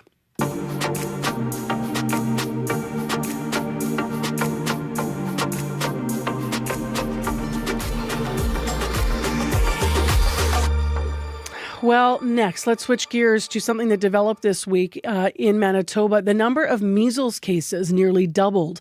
There have now been 44 confirmed cases of the virus. That's a big change from 2024 when, according to the Government of Canada, there were no cases of measles in this province. Across Canada, there have been more than 1,600 infections. It's getting so serious. The Public Health Agency of Canada says that our country could lose its measles elimination status if the highly contagious disease continues to spread. Now, many of the cases are centered in Mennonite communities, not just in Canada, but across the border as well, and here in Manitoba. So we thought we would ask the question today, who are these Mennonites? Why might they be seeing a surge in measles in these communities? Now, we're being sensitive with this. We realize this is not just Mennonite communities. But to get answers to those questions, I had a good conversation with John Longhurst, who is our faith contributor. Good morning. Good morning, Marcy. So do we know why so many measles cases, might be present here among Mennonites? I'm sure many people are wondering that question, asking that question of themselves these days. And the first thing to note is that Mennonites are not the only group among whom there are outbreaks of measles. And the second thing is to understand who these Mennonites are and how they fit into the larger Mennonite community. There are over 25 different kinds of Mennonites in Canada today, and they belong to what are called conferences or what others would call denominations. And they range from Old Order Mennonites who drive horses and buggies in Ontario to Mennonites who look and act like nobody different. Everyone in Canada, they're just the same as everyone else. And then, of course, you have the Amish and the Hutterites, who are also part of the larger Anabaptist Mennonite family. These particular Mennonites, they're called Old Colony Mennonites, and they have a unique history in Saskatchewan and here in Manitoba. Can you take us into a bit of that unique history, John? Sure. Their ancestors came to Canada from Russia in the 1870s. As farmers, they were highly desired by the Canadian government, who wanted them to come to Canada and to the West and to settle here and help open up the country. And to attract them to Canada, they made some promises. First of all, they promised that they wouldn't have to go to war, which is a fundamental Mennonite peace principle. And they promised them freedom of religion to worship as they wanted. And they promised them the freedom to run their own schools in their own Low German language. But that began to change in the 1890s with the passage of the Manitoba Schools Act. And that act ruled that English should be the only language of instruction. And for these Mennonites, that was a breaking of a promise. And during World War I, then the government clamped down on that, and went further to try to get rid of anything that was German. And of course, since they spoke German, that was another problem.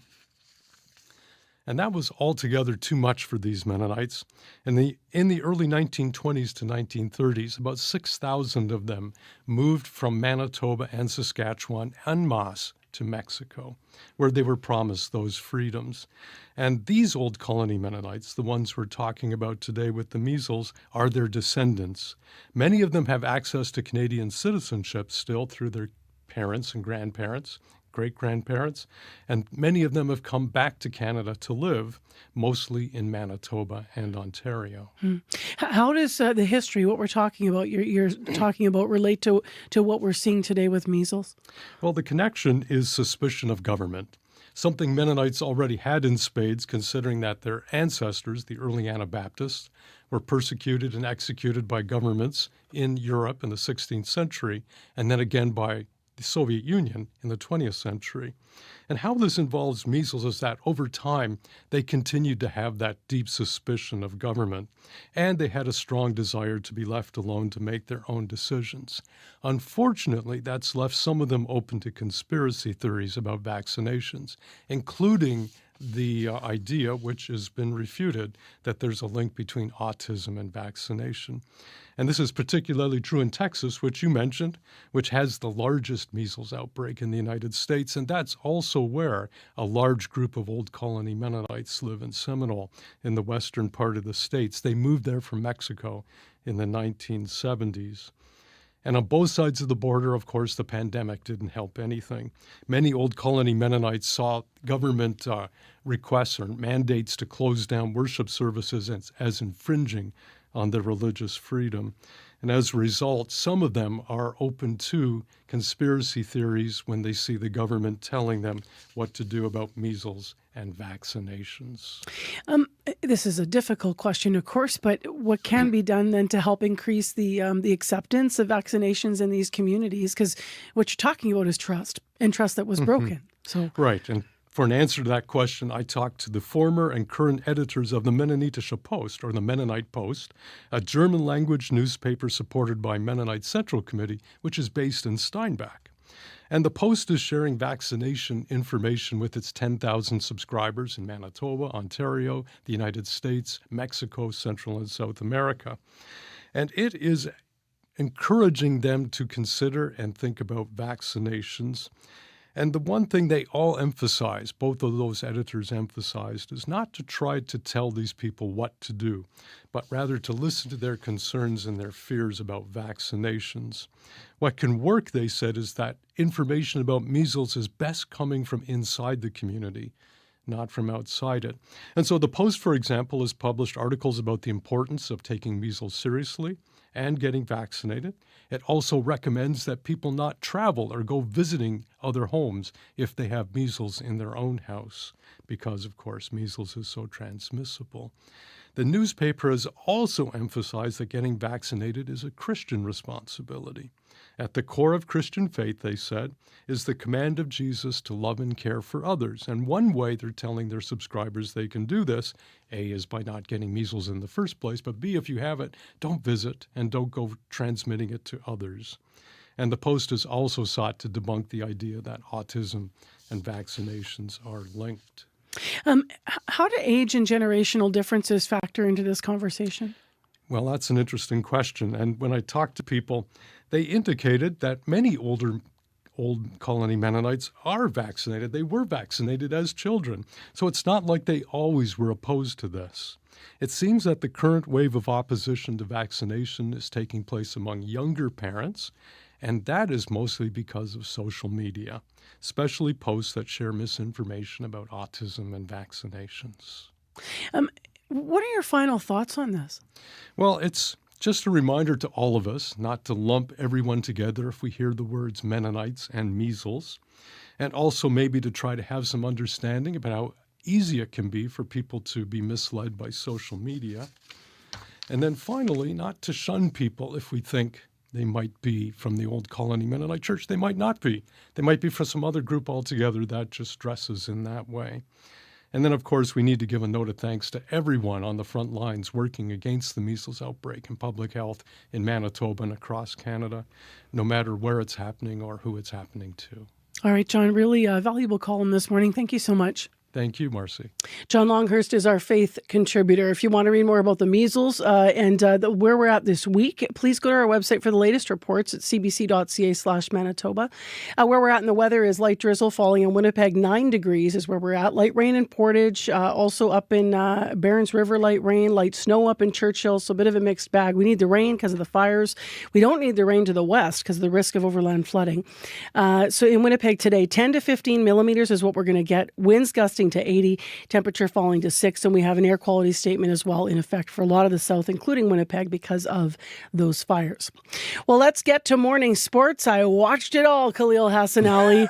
I couldn't turn away from what could have been it for the Jets, but it certainly wasn't. What did you make of the game last night? Simply amazing, and also to come out from that second intermission with just that 1-0 lead, and then just to kind of go from there and really solidify that win. Just amazing, and a great showing from the best team in the league during the regular season to keep their season alive, blanking the Dallas Stars once again 4-0 in front of another whiteout crowd, and also in front of fans standing outside in that rain. They came to watch their team play a heck of a game. Jets head coach Scott Arniel says the fans brought the energy. They've been awesome this whole stretch here. Believe me, we can feel it. You can really feel that. Like I mentioned this morning, there's another wave that comes into this building, and it just kind of pulls you along. And our guys were riding on it tonight. That's what you love about it, and we love for a chance to come back and do it for Game 7. But we got a lot of work ahead of us here in Game 6 to reward our fans and for them to get behind us and give them a chance to see another game. That's what we were looking to do. Now you heard Arniel talk about getting back to the home fans for that potential Game 7. They do have to find something away from home. They haven't won a game so far in 5 games on the road this postseason, so they will need to find that in order to get this once again to a Game 7 back home, which would be later on Monday. And they're going to need Connor Hellebuyck to really step up on the road. He's kind of been a world beater at home, but a shell of himself on the road. So that's what we're looking for Connor Hellebuyck to have a great game tomorrow in Dallas. Puck drop, 7 o'clock. Go, yes, Jets, go. Let's go. All right, let's stay on the ice. Some very important games tonight for a pair of Canadian teams. Yeah, speaking of must-wins, it's the same for the Toronto Maple Leafs today, who face elimination in Florida. Toronto has lost 3 straight games. The players are all saying the right things, though. And then heading over to the PWHL, the best team from the regular season, the Montreal Victoire could have their season come to an end today. The team they handpicked to play in the first round, the Ottawa Charge, hold a 2-1 series lead. And today's game, it's taking place in our nation's capital. Charge netminder Gwyneth Phillips knows the players in front of her can complete the task at hand. Obviously, the games have been really close. And so just that little extra bump from our fans cheering up for us, I think is really critical in these games. And so I think, it's really, we're in a good position to close out when we can on home ice with the help of our fans. So, not looking to go back to Montreal. not looking to go back to Montreal. They are looking to go to Minnesota, though, who are sitting at home waiting for the winner of this series. Now, before we look at the NBA, I want to nod to the opener tonight for the Winnipeg Seabears. And if my voice doesn't sound as jubilant for a home opener as normal, that is because it will be against the Edmonton Stingers, Canada Life Center. But the somber note will be when they raise to the rafters number 33, honoring Chad Posthumus, the former captain, he Manitoban, local roots here. Excited to play for the Seabears. First player signed who lost his life suddenly. He was just 33 when he died. So they will retire his jersey tonight ahead of tip-off. So that's going to be really emotional, I think. Absolutely. It is going to be. So we do want to end with the NBA, though. And a couple of Canadians who are going to go toe-to-toe in Game 7 of their series. Yeah, a couple of Ontario players. Ontario's Kitchener, I should say, Jamal Murray and the Denver Nuggets. They're going to go up against Hamilton's Shai Gilgeous-Alexander and the Oklahoma City Thunder on Sunday for Game 7 of their series. It is going to be a tough one for the Nuggets, who are going on the road because the Oklahoma City Thunder have been spectacular this season. Marcy, they've played 92 games and they've only lost back-to-back games twice the entire time. So amazing for them. All right. Thanks a lot, Khalil. Have a good weekend. You as well. Thank you, Marcy. Khalil Hassanali in for Scott Regera this morning with Morning Sports. Heading into May long weekend, we want to have a fun story on for you with all the serious news. So after the news, it is a dance class that could teach you a couple of moves and also give you a history lesson. We'll hear about it after we hear from Heather Wells. This is CBC News. Good morning. I'm Heather Wells in Winnipeg. At 7:30, the temperature has already started to slide. 9 degrees right now. We are expecting periods of rain, as you can see. 10 to 15 millimeters. Very windy with gusts to 80, and the temperature slides to 6 this afternoon.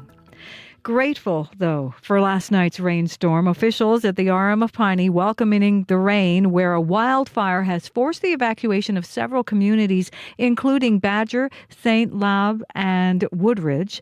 Ken Prosu is the councillor in the RM of Piney, and he says the winds had been whipping up the flames, causing the fire to quickly spread. They were using graders and heavy equipment digging trenches to try to stop the fires. It was getting extremely close to the community. So we were running, and all of a sudden we could feel the temperature drop. I don't know how many degrees. So we knew the rain was coming. And then all of a sudden the skies just opened up. It was a blessing. And then it just changed everything. Prosu says at least one home, though, and 2 cottages have been destroyed by fire. A family who escaped the deadly wildfire in Lac du Bonny says their good fortune is bittersweet. Emily Potter and her mom, Michelle, both live in the area where 2 lives were lost earlier this week. Emily's mom drove past ruined homes and the wreckage of vehicles abandoned on the road as she made her way to safety on Tuesday. And while she's happy they're safe, Emily says this is no time to celebrate. It truly feels like a miracle that the fire turned direction and spared us, but it's really hard to feel like we got a win when there's so much devastation and lost lives and horrible things happening. To the White Shell, where it was a steady stream of cottagers, residents, and business owners out of the Provincial Park yesterday. Glenn Rogers' family has a cottage at Jessica Lake. His dad built it more than 60 years ago. Rogers is retired now and says he's been concerned about the smoke in the area for days. He supports the mass evacuation order. The 2 forest fires are out of control right now, too, and if they change, then they have to try to evacuate people quickly. And there's not many roads out here either.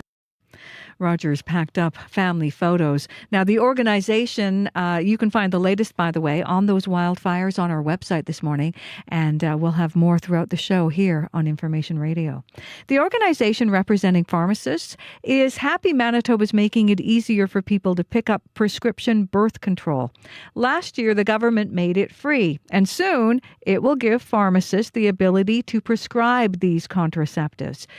Britt Krall at Pharmacists Manitoba says pharmacists are well suited to offer these prescriptions. Quite often, pharmacists are a first point of care for many people in Manitoba because they don't have access to a primary care physician or a nurse practitioner, especially in rural and remote communities where there may not be that type of access.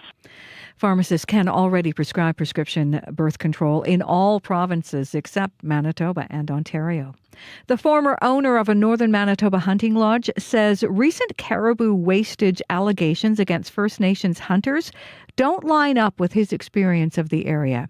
Gary Girk owned and operated Newellton Fly-In Lodges with his wife between 1988 and 2013. The site made headlines recently after the owner and the Manitoba Wildlife Federation released images of dead caribou fetuses allegedly discarded outside the lodge last month. Girk thinks the images were released to make First Nations hunters look bad. You know, I was up there almost 30 years, and I never, ever had any problem with the First Nation people breaking into my camp. I used to bring them in and hunt caribou with them, and they're very, very respectful. Chris Heald at the Wildlife Federation says the images were posted in order to get the discussion going. Well, the Premier says his government is betting on agriculture. The province is providing $60 million in capital funding to help Assiniboine College's Prairie Innovation Centre break ground.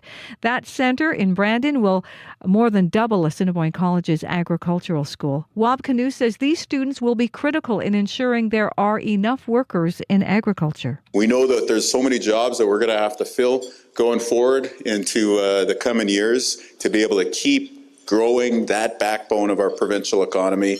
And Assiniboine College's Prairie Innovation Centre is the way to get it done. The province is also providing $60 million in bridge funding to the project. Well, it wasn't just a thunderstorm making noise in downtown Winnipeg last night. Reese Peak and her friend among thousands at the Winnipeg Jets whiteout party, not afraid to get wet and be part of that street party. The rain, the cold, you know, this is what brings us closer together as a city, as a community, and we love it. It builds character. It brings Winnipeg together. They had plenty to cheer about as the Winnipeg Jets are revving up.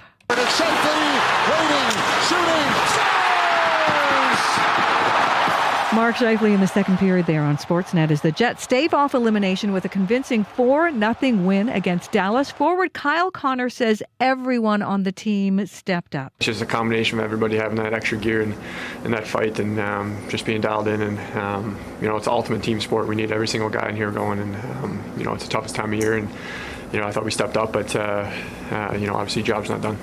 Winnipeg has, though, narrowed the gap, but still trails in the series behind the Stars 3-2. Game 6 is tomorrow night in Dallas at 7. You can find more news updated throughout the day at cbc.ca/Manitoba. Thank you, Heather. You're welcome. Let's go to our regional forecast now with Abby. It's wet and chilly down south, while the north is colder and more cloudy conditions. Sunny already in Flin-Flon, the parts surrounding areas. Thompson, Churchill seen snow this morning. But for Winnipeg, 13 degrees, light rain that continues through the day. We warm up to 6 degrees. As for your highway conditions, highways 44, 301, and 307 going into the Whiteshell are closed because Whiteshell Provincial Park is completely closed right now due to that nearby wildfire. As well, highways 13 and 315 heading through the Lac du Bonnet-Lee River and opening area also closed because of that wildfire there as well. Any updates for me, give me a call, 204-788-3093. Well, on this Friday morning, Manitoba, I think we all need a little bit of levity, right? It is still heading into May long, and maybe you can't go to the cabin areas or if you're planning to go out of town. But so what? Maybe you're going somewhere for a dance. Do you need to practice your moves maybe first? Up next on the show, it's a class that could teach you a couple dance moves, but also give you a history lesson. CBC's Jim Agapito went to the University of Manitoba for a story that's on point. To some, dance is a way to express themselves through human movement and emotion. But for the experiencing dance class at the University of Manitoba, it's the cultural and historical side that's on point and matters. Tall, tall body to the side. 2, 3, very nice, roll it up. 2. So my name is Liz Marquardt. I'm a teacher here at the University of Manitoba, and I'm also a PhD student in Peace and Conflict Studies. I have wanted this for over 20 years. I want to dance in university, and so I had to go away. So I went to York University for my undergraduate dance degree, and I'd always wished that there was something here. There's different things that exist, but as a standalone dance course that can be taken as an interest in dance and not because it's a degree requirement, I think opens the door to a lot more dance being available at the university at a level that's not studio, do a recital, be committed for a whole year, but actually learn about yourself a lot more in a single term and get credit for it. Pui ili sticks from Polynesia. They make noise against each other. They make noise against your body, but they don't hurt. A group of us had been talking about there not being enough dance represented at the university, so we created a course that's called Experiencing Dance History that included cultural components, written components, visual components, but the main part is experiential. So the dancers that came into class were able to learn from a variety of guest teachers, from myself, and they spent the year having a great time learning about each other. And we never stop moving, and we try to get to that straight elbow position on the end. Yeah, there we go. So I structured the class both to be in studio and in the classroom. This was about a 50-50 split. The first 2 to 3 classes we were in a classroom where we were learning about our biases and about how colonization changes the way we view things.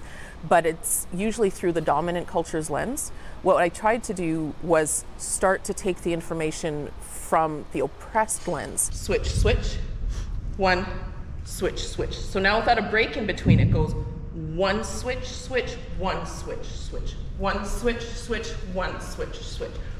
Well, we got to learn a little bit about how they felt about their environment, how they felt about each other, how they felt about their ancestry, and how they felt about different aspects of colonization that happened all over the world. Down, pick up your flower, and up. Down, and up. Very nice. My name is Evelyn Clowater. So I'm studying kinesiology, and I just graduated with my bachelor's degree.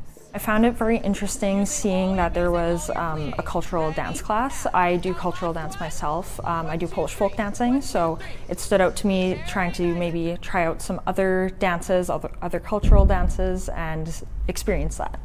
What did you get out of that culturally? I was able to learn about a lot of different cultures and learn directly from students as well, especially from our professor, but other students we were able to learn about their cultures and get to actually dance them and experience it in that way. I took part in some of it too, the class, but you see that and you see what it is to move and to learn these things. So describe for me, what is that like for you? It's a very good learning opportunity. It's very different from being in a classroom setting where people can be telling you things, but when you get to go in and physically experience it, you get to feel what other people are feeling within their culture and their dances, and I think that's a very good way of learning outside of the classroom. 1, 2, 3, 4. 1, 2, 3, 4. A little bit faster. My name's Sagit Thind. I'm 20 years old. I initially started in the Faculty of Sciences, but I just recently moved to kinesiology. Can you tell me, what were you teaching in class? Yeah, I was teaching Bhangra, which is a Punjabi folk dance.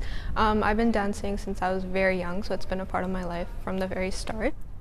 It's actually really interesting that despite it being an art, it was so pushed against back in the day, and it went through so much just to get here today. And I think this being one of the first dance courses at the university, I think it's a pretty big deal. So our hip bone, think of it like trying to get up to the ceiling and not to the wall. It's not side to side. It's like a smiley face. If you had markers here, it would make a smiley face. And this is called hooky. It's just a hooky hip. Side and side. Tell me about the types of students that took the class. They came from all over the university and from all levels. There were at least 3 students who had never set foot in a dance class before, so we had to start right from the beginning. What's your favorite part of doing this class? Absolutely, the best part is watching the students grow, thinking about their ancestry, just watching them understand themselves a lot better and understand the world a little bit better, that it's so nuanced, that it's not just what you read in a textbook, it's not just what somebody tells you, it's about getting the feeling of what it's like, what it potentially is like to have lived through some of the hardest times in lots of these cultures. And 1, 2, 3, 4. And 1, 2, 3, 4. 2 more. I was a CBC's Jim Agapito with experiencing dance history instructor Elizabeth Marquardt and her students at the University of Manitoba. And you might have been watching there, seeing some of their moves on our YouTube stream of the show this morning. Now, if you're a University of Manitoba student and you're interested in taking experiencing dance history, it will be offered again, we understand, sometime soon. So keep checking. The richness of cultures celebrated in film and the action, romance, comedy, and documentaries you love to watch. Fascination Film Festival is coming to Winnipeg and you're invited. The talents of Asian Canadian and Asian American filmmakers highlighted in one film festival. Connect and get inspired at Fascination Film Festival, May 22nd to 25th, proudly sponsored by CBC. Visit cbc.ca/Manitoba/community for more. Well, as we continue to understand the gravity of the wildfires burning in Manitoba, you might have heard us referring to a wildfire in Ontario, in Gulf, and that is the fire that would have spread now into Manitoba, into the White Shell region. So a lot of Manitobans would have vacationed there and would have spent lots of their lives there. My next guest is one of those people on Long Pine Lake is where his family's cabin used to stand. And some of the most dramatic video to come out of these fires so far, firefighters from the water in a boat were shooting the shoreline of that lake. And as Ben Hopper put it, and when I talked to him, he said, I was waiting for the camera to go by and hoping my family's cabin would be there. And it was in flames. In fact, engulfed in flames, an A-frame cabin that was built by Ben Hopper's grandfather, now in ashes. As he put it, it was like, quote, witnessing a murder. It was really quite something for the family to watch it be lost. Well, Ben's father is Jim Hopper. He's 73 years old. He lives in near Sault Ste. Marie, and he joins us now via Zoom. Hi there, Jim. Hi, how are you? I'm better than you. Yeah. So I can see your emotion in your face as I was talking about how your son was describing this. Who shared the video with you? Ben did. Yeah. He shared it with all of us around 11 o'clock last night. We did confirm that the cabin was gone, but we hadn't seen anything. So it was a bit of a shock. And do you know when it actually burned down? Like when this happened? well, I can only follow what I was reading from the news that Monday night, Tuesday morning. It appears to me that the camp next door, they were friends of ours, and they had since sold as well, but their camp was completely gone, and it looked by the direction of the wind that it probably ignited the A-frame. So, but it hadn't touched some of the pines that my mother planted about 50 years ago. Wow. So, but some of them went, some of them didn't. This cottage, your family, you've alluded to this, sold probably about 12 years ago or so. But tell me a little bit about its origin, because it's lovely the way you describe it. Your parents first, I think, went in a canoe on this lake. Yeah, my dad was an avid outdoors person, and my mom was. And funny enough, I was watching the fires, and Slave Falls was where they met, and they've shut down the hydro there. But anyway, they when they got married, they had their honeymoon at the Long Pine Lodge. Lil Hayes owned it at the time, and they paddled, and they fell in love with the lake. And over the next few years, I was born, and then after that, they found a double lot, and they paid $450 for it in 1964. And my dad was a great keeper of paper, so we had all of those bills, and he designed it and built it himself. He was not a carpenter, he was not an architect, but he did a fine job, and the final bill for materials was around $5,000. Wow. And so, and what was unique and was not available anymore were the white pine tongue and groove boards that made the A's, like between the beams. They were just, it was absolutely gorgeous wood, and I think that's why it burnt so well. How much of your life did you spend out there, growing up, and how often were your parents out there after this labor of love was complete? My mom took us out there for at least half a year, and then the other half was, school in town. So, and for me personally, it's the reason I live here on the lake now. is that because I couldn't imagine any other place to live. So, but How'd you it, spend your How'd you spend your summers there? What'd you do as a young Jim on the oh, lake? well, a young Jim was responsible for two younger brothers while they were building. And so I was in charge of cooking and cleaning up the breakfast. And then I'd keep them busy. One of the things we always laughed about was the fact that the tent caterpillars were an infestation during the year that we were building the actual frame and flooring. And so I kept them busy and entertained by throwing these caterpillars on the generator exhaust pipe. So, It sounds like lake life. Worked at the store. yeah, yeah, Used to run the water taxi, I think you shared. yeah. And our next door neighbor, like I said, he passed away last year, but he and I worked at the store together, Brian Griffin, and we were a tight group we're at the lake, and many, many, many great memories. It was the social life on the lake because of the camper association was amazing.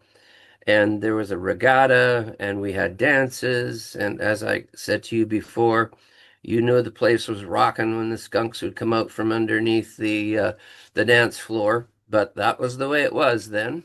And when we were young, we used to get, I think, 25 cents a piece for whitefish that we caught in the stream and gave to the railroad guys that worked there, and they would smoke them and eat them. So there was, and I think probably these days I would have been taken away from my parents, but they let me, I just go in the bush, gone, and take the dog, and away I go and come back later. Yeah. That was after the camp was complete. But How one long- of the things, Yeah, go ahead. go ahead. I just wanted to say one of the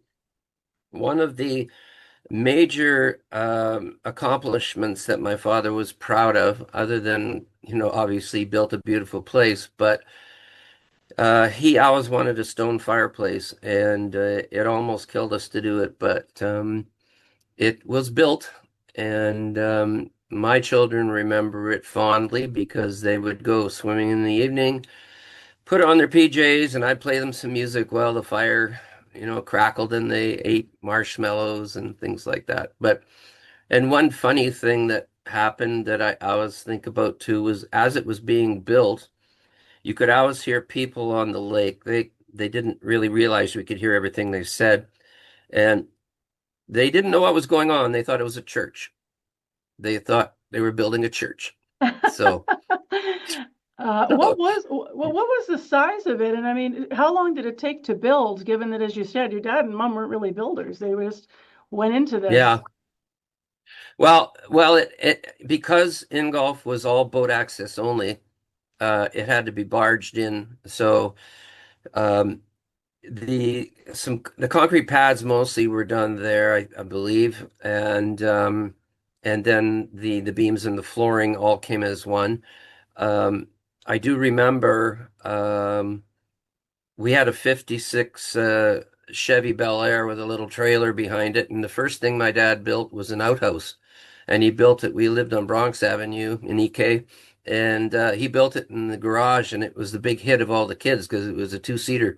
So we would go in there and play, and so he took it apart. We hauled it out there. We had the most fancy outhouse on the block, So It must have it was great. Must have taken years to build. And It took, if I recall, by the time we got it to where we could live in it, it was probably, I would say 4 years. Yeah. And I remember going downtown with my dad in our trailer, and they would demolish some of those buildings on in and around the old area of the market now, and we would.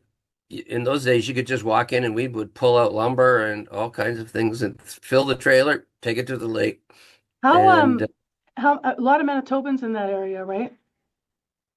yeah, there was the camper special was the train, and it went through from Winnipeg, carried on east to Kenora and beyond. But in those days, that's how the initial people populated the lake. They came out via the train and then they rode down the lake. What town did you And live in then in Manitoba? pardon me? What town Oh, we did were in you live Winnipeg. in then? You were in Winnipeg going to school and then Yeah, summers there. Yeah, yeah. yeah. We were in East Kildonan. So we have yet to contact the current owners, but I know that your mom, who is no longer with us, but your mom cared so much about that place that she was really careful for who she was going to sell it to, right? Yeah, my mom was she was pretty passionate about it. She had a couple of people drop in and offer her money, and she talked to me and she said, "I don't like him. He's not going to get the place." And so finally, when the family showed up, that the lights went on, and she knew this was the family, and they actually knew Brian and Linda Griffin next door. So it was great. And I think they had a long talk, and she was looking for someone who loved the white pine, who loved the fireplace, who just loved everything about the place, and they were just ooh goo, all over the place. And so she go, "Yep, okay, this is it." So Given everything we've talked about, then what was it like for you to watch this video? Well, I think first of all, I felt very, very sad for the people who own it now, and that was my first thought, and it sat with me for a while because I don't know how they improved it or what they did, but my goodness, if we had only owned it that long and lost it, it would be just so devastating. But then I also was maybe not quite as extreme as my son in terms what his comments were, but it was, as I watched it, it was like an old friend, and it was like my younger brother's still alive, but I lost my brother and my mother and my dad, and so this was sort of a closure, I guess, and it was gone. So, but I do remember neighbors would joke that if a fire ever comes through, this thing will go up like a torch, and it did, and it's very, very sad. So. Thank you for remembering the brighter days around this cottage that was so special to your family and built by your parents, Jim. I really appreciate you sharing the story. Well, thank you for getting in touch. Former Winnipegger Jim Hopper, apologies for my voice sounding different there. I spoke with him yesterday via Zoom in a different studio. His cabin built, the parent cabin we're talking about on Long Pine Lake, it did go up in flames earlier this week in Ingolf, Ontario. That's the wildfire that's spread over the border into the Whiteshell. And let's just take 30 seconds of Gordon Lightfoot. They used to listen to this in the cabin on a battery-operated record player. So I best be on my way in the early morning rain. You can jump a jet plane like you can a freight train. So I best be on my way in the early morning rain.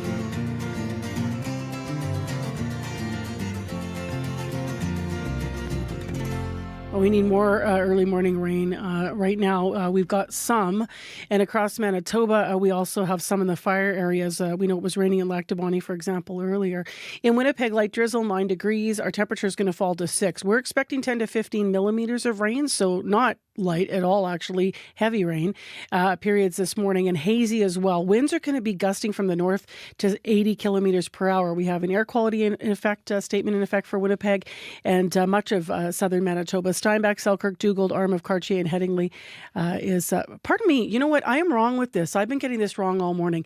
It has ended for the city of Winnipeg. Where it is still in place is Manigatagan, Nopaming, Arm of Alexander, Whiteshell, and Sprague. I apologize. I've been looking at the wrong list. Heather Wells has our correct headlines this morning, Heather. Sorry about that. What do you know about the news? Well, you were talking about rain, and a councillor in the RM of Piney says it changed everything. Just as the wildfire was moving closer to the community, Councillor Ken Prosu says last night's rainstorm helped with the firefight. He says it was heading towards the community, but then everything changed as that temperature dropped and the sky opened up. We're going to hear more from him. And betting on agriculture, Premier Wab Kinew says his government wants to see Assiniboine College's Prairie Innovation Centre break ground as soon as possible. The federal government estimates the agriculture sector is going to see a 15% labour shortage by 2030. Kinew says this innovation centre will help. We'll hear more in our next news at 8:30. After Ada Lactabani evacuee who is grateful to be safe, but she does think that alert systems could be improved. We'll hear from her and the Reeve live. Today on Q with Tom Power. Max Richter is one of the most streamed classical music artists in the world right now. And his new album is trying to use instrumental music to heal the polarization in our world. I put together things which are very different and to try to make something kind of more than the sum of the elements. That's coming up on Q, followed by Commotion with Elamine Abdel Mahmoud on CBC Radio 1, the CBC Listen app, and everywhere you get your podcasts. The CBC News is next. Coming up in half an hour, it's The Current. I'm Mark Kelly. Fewer Canadians are traveling to the U.S. this year, what with Donald Trump's tariffs and talk of a 51st state. But people in many U.S. border towns miss us. We'll hear from Americans who want us to come back, coming up on The Current. This is World Report. Good morning, I'm John Northcott. Ukrainian and Russian officials are leaving negotiations in Istanbul with no peace deal.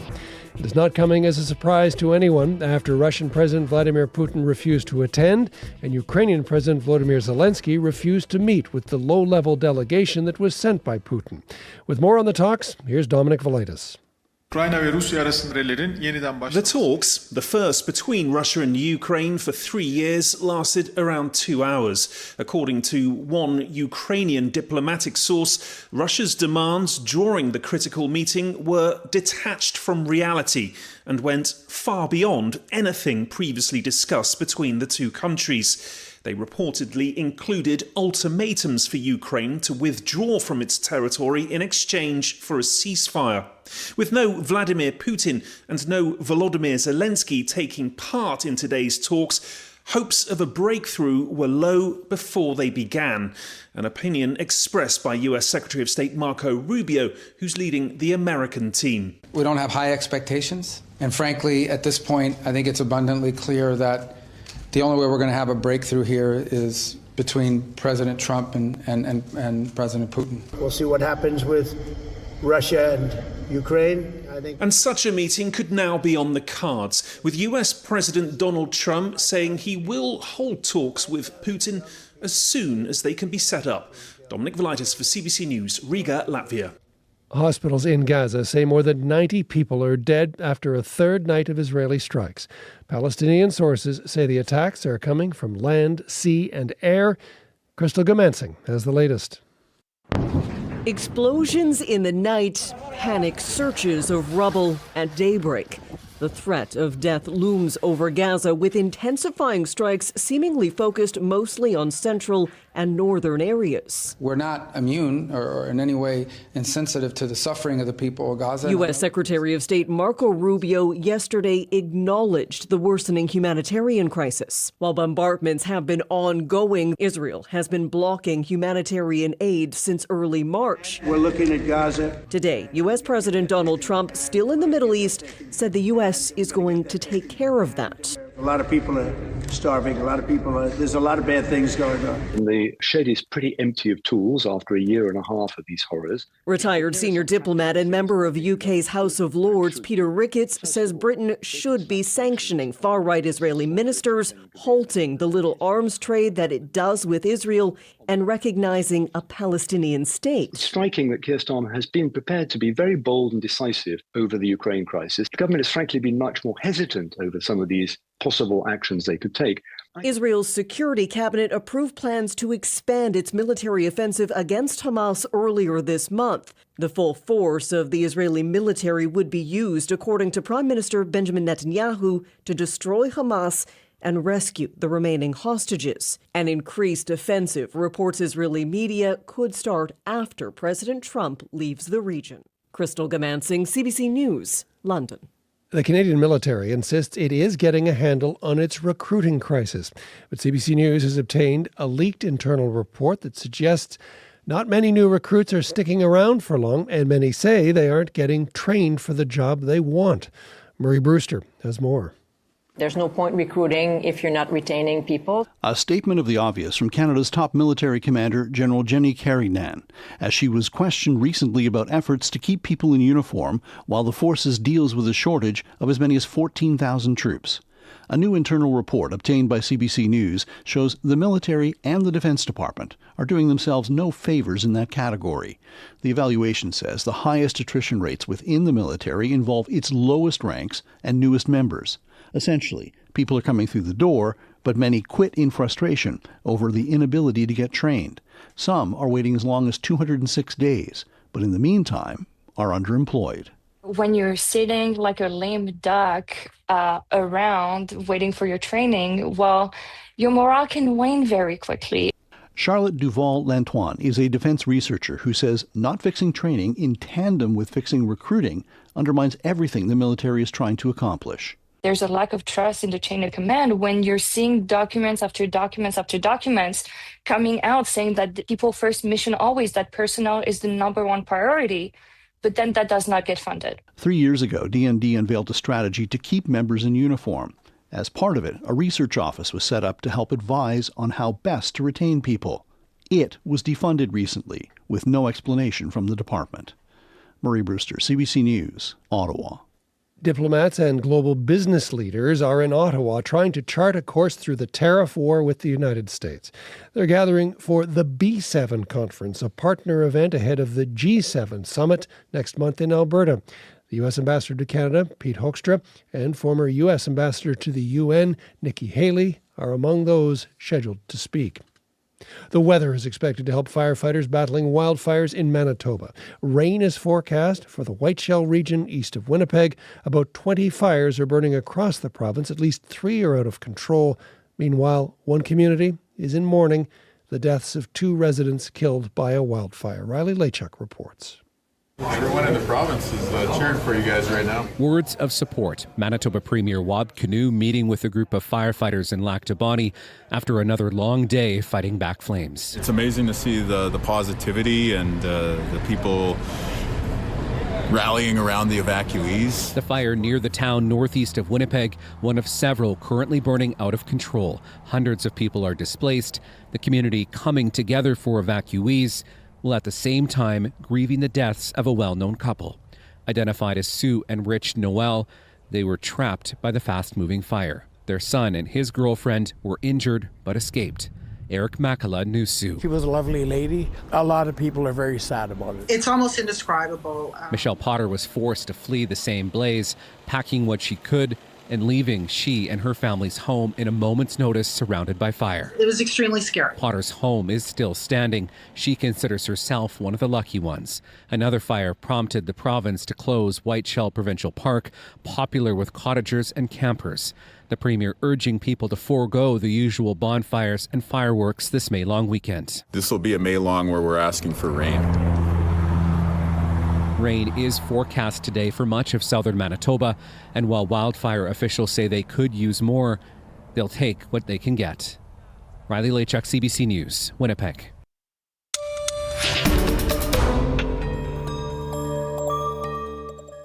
Grammy-winning singer Chris Brown is ordered to be held in custody in a British courtroom this morning. This is to face allegations he beat a music producer with a bottle in a London nightclub in 2023. Brown is charged with 1 count of causing grievous bodily harm. He has not entered a plea. The prosecution says the incident happened while Brown was on tour in the UK at the time. It accuses him of also punching and kicking the victim in an attack that was caught on surveillance camera in front of a club full of people. In Los Angeles, the Sheriff's Department says it is opening an investigation into 85-year-old Motown legend Smokey Robinson in connection to allegations of sexual abuse. Steve Futterman reports. The announcement by the LA County Sheriff comes a week after a civil suit was filed by 4 women, all former housekeepers, accusing Smokey Robinson of a series of sexual crimes dating back as far as 2014. The Sheriff's Department, in a brief statement, says its investigation is in the early stages. Robinson's attorney vigorously denies the allegations, calling them manufactured, suggesting the women are simply out to get money. The former housekeepers claim they were repeatedly assaulted. Their attorney, John Harris, describes some of the accusations made against Robinson last week. Sexual battery, assault, false imprisonment. Robinson's wife is also named in the lawsuit. She is accused of doing nothing to stop the alleged attacks. The 4 women say they did not come forward earlier because of their immigration status. Steve Futterman for CBC News, Los Angeles. And finally, British newspaper The Sunday Times is out with its annual Rich List, and there's a familiar name to Canadians in the top 10. Galen Weston and his family is listed as the 6th richest family in the United Kingdom. The Westons own Primark, the London department store, Fortnum & Mason, and of course, Loblaws and Shoppers Drug Mart chains. The Sunday Times says shares in their Canadian business are up over 40% over the past year. The family's estimated wealth is listed at $17.74 billion. That's nearly 33 billion Canadian dollars. That is the latest national and international news from World Report. For news anytime, go to our website, cbcnews.ca. I'm John Northcott. This is CBC News.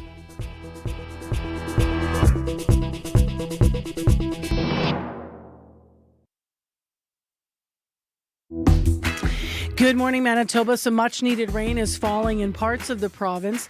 Thanks for joining us. We are live in downtown Winnipeg on 89.3 FM, 990 AM on the app and YouTube. This is CBC. I'm Marcy Marcusa, and this half hour on the program, we're going to have a look at what is happening in Lac du Bonnet. We actually have the Reeve on live. He's going to give us the very latest. Lauren Schinkel will be joining us. But that's going to be after we hear from a guest who lives in that area and was forced to leave her home behind. And while she says she's grateful to be safe, she does have some concerns about how she was notified, or maybe the lack of notification she got. So she's calling on the province and municipalities to do better when it comes to notifying residents about evacuation orders and the dangers of wildfires. And the Premier Wab Kinew also spoke to some criticisms yesterday. Some people asking, why wasn't the emergency alert system used in this case, in the cases of these wildfires? So all of that is coming up this half hour on the show. Right now, Heather Wells has the latest in other news and headlines as well, and in other parts of the province outside of Lac du Bonnet. Hi, Heather. Hi there. Well, officials in the RM of Piney are grateful for last night's rainstorm. They say the wildfire was moving dangerously close to a community when the sky opened up. Councillor Ken Prosu says the wildfire has forced the evacuation of several communities, including Badger and Woodridge. So we'll hear the latest on that situation. And the former owner of a northern Manitoba hunting lodge says recent caribou wastage allegations against First Nations hunters don't line up with his experience of that area. We'll hear from him in our next local news coming up at 8:30. All right. Thank you, Heather. You're welcome. Well, let's find out what's happening this morning in the weather forecast. Abby is in to run down. 9 degrees in Winnipeg at this time. Light rain falling outside. The rain will continue on and off throughout the day. By the evening period, we should be seeing 10 to 15 millimeters in total. It stays cloudy. Temperatures slowly will fall to around 6 degrees during your lunch break, and then tonight we'll see the rain easing around midnight across the southern regions from the Westman all the way down to the Interlake region. Similar conditions, we're seeing temperatures around 4 to 10 degrees at this time. Also light steady drizzle, 15 millimeters possible in some of the spots. Now we still have that special air quality alert in parts of southeastern part of the province from the Whiteshell all the way to the Nopperman Park areas due to that that smoke from fires, and this may be drifting in and out, so you need to take care. Up north, the powerful influence Thompson Churchill, cooler start to the day. Temperatures between -2 and 3 degrees at this time. All right, thanks, Abby. Thank you. It's going to be busy downtown. I just want to mention here something brighter. Of course, the Jets won last night. A lot of people got poured on, speaking of the weather last night. But then tonight we have the Seabears that are going to be having their home openers. Chad Posthumous number is retired, and the jersey raised to the rafters. He was just 33 when he died. I also want to remind people heading into the long weekend, there's lots to celebrate about the long weekend, but of course there's lots where we have to be really mindful. We need to stay out of areas. Here are the closed parks: Manicatogan River, Nopaming, Pinawa Dam, Poplar Bay, South Attakaki, Wallace Lake, Whiteshell, and Woodridge. Nopaming and Whiteshell provincial parks are still under local states of emergency, and a provincial state of emergency, in fact, yesterday was called by the Premier in the Whiteshell Park specifically. So just be mindful and don't send drones up. Don't people often, this happened during floods, people go and gawk, they want to look, they want pictures. Stay away from the fire zones. There's serious situations going on everywhere in the province, and find the safe places in Manitoba to enjoy May long, of course. All right, let's get into a look at the commute this morning. Corey Funk's come back in studio. Yeah, let's start here in the city. Ellis and Banning traffic lights are flashing red in all directions. So you want to treat that as a four-way stop. As for the highways, those highways, of course, going into the Whiteshell, you can't get in. It's closed as soon as at the park's borders there, as well as 313 and 315 going the Lac de Bonnie area up into Nopaming, of course, closed because of wildfires as well. If you have any other updates for me, give me a call, 204-788-3093.